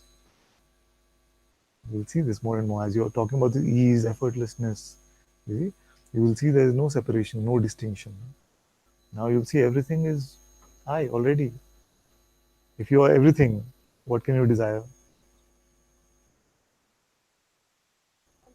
the understanding of the self or the knowing of does not work here of Have you tried it? worship notion. Have you tried it at work? No, I have not got rid of the doership suffering. This So just go into work one day and just see if you can remain neutral for even a few moments. Okay? Just remain neutral and see whether actions, activities all completely stop or what happens. What you might find is that life continues to unfold in a certain way. You see? And you will see that this whole burden of trying to do the right thing, get to this, get to that, consciousness has been doing everything for us anyway. Yes, you don't have to believe it. It's good that you're not believing it. Don't think it's bad. It's good that you're not believing it, but you're willing to experiment with it or no? Yes.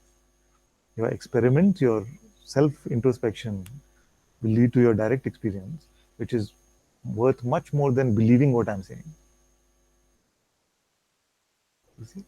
So play with this, experiment with it. You see? Message me also then on Facebook and say, I did the experiment, this is what happened. That one full day at work, I was just sitting doing nothing. Tell me if that happened like that. Or if you find that from neutrality, things are moving. It's difficult to believe. Yes, yes, because it goes contrary to the entire belief system that we've had. No? That's why it is difficult to believe. Don't have to force yourself to believe. Just be open enough to experiment. Yes?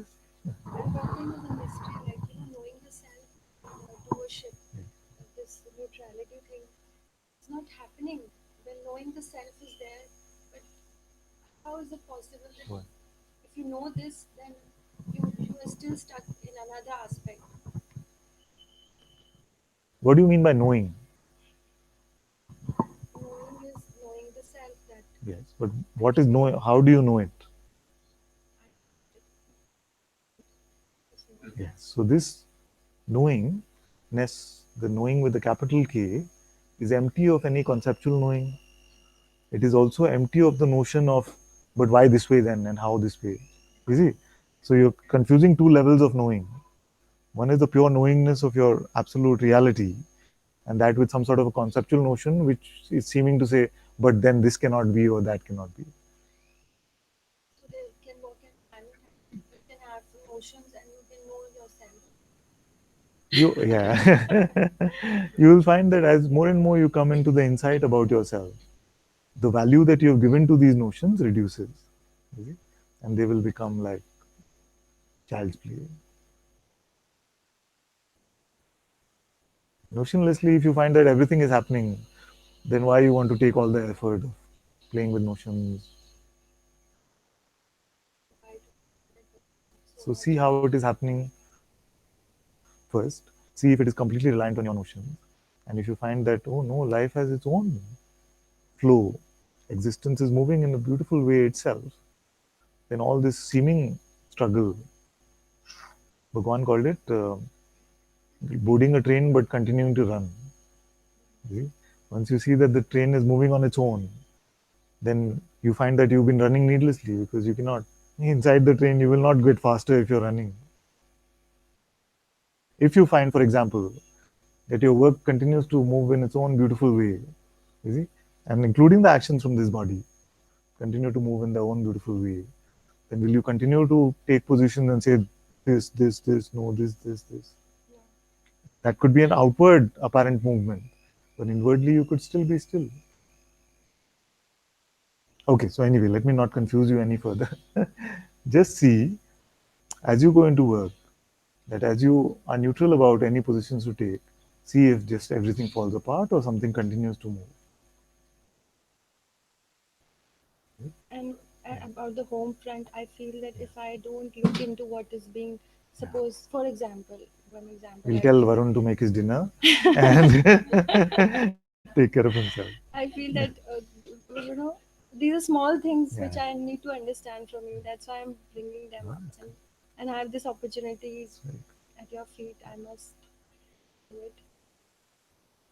Like, for example, if I leave the work front, if I come to the home front, then I feel that it is me who is making the menu and taking care of the house. What is, even now, these days, I'm doing it on the phone with my people at home. That you make this, making sure. You're doing that? Yes.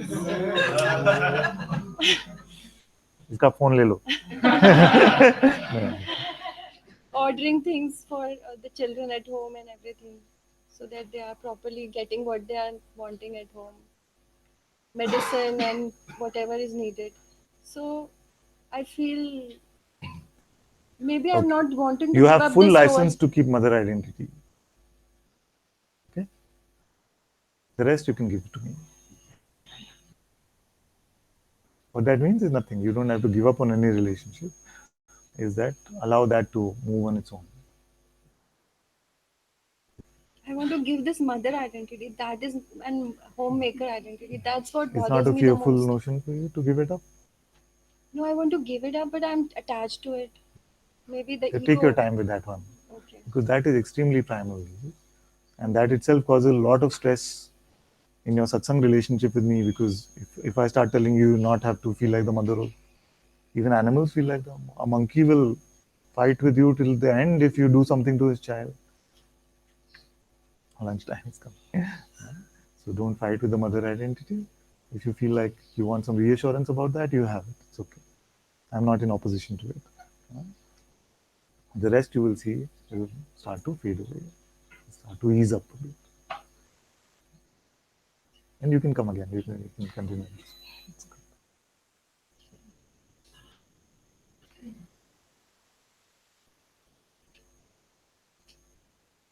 सदगुरु श्री मुजी बाबा की जय. सतगुरु श्री अनंता जी की जय. Lunchtime, everybody.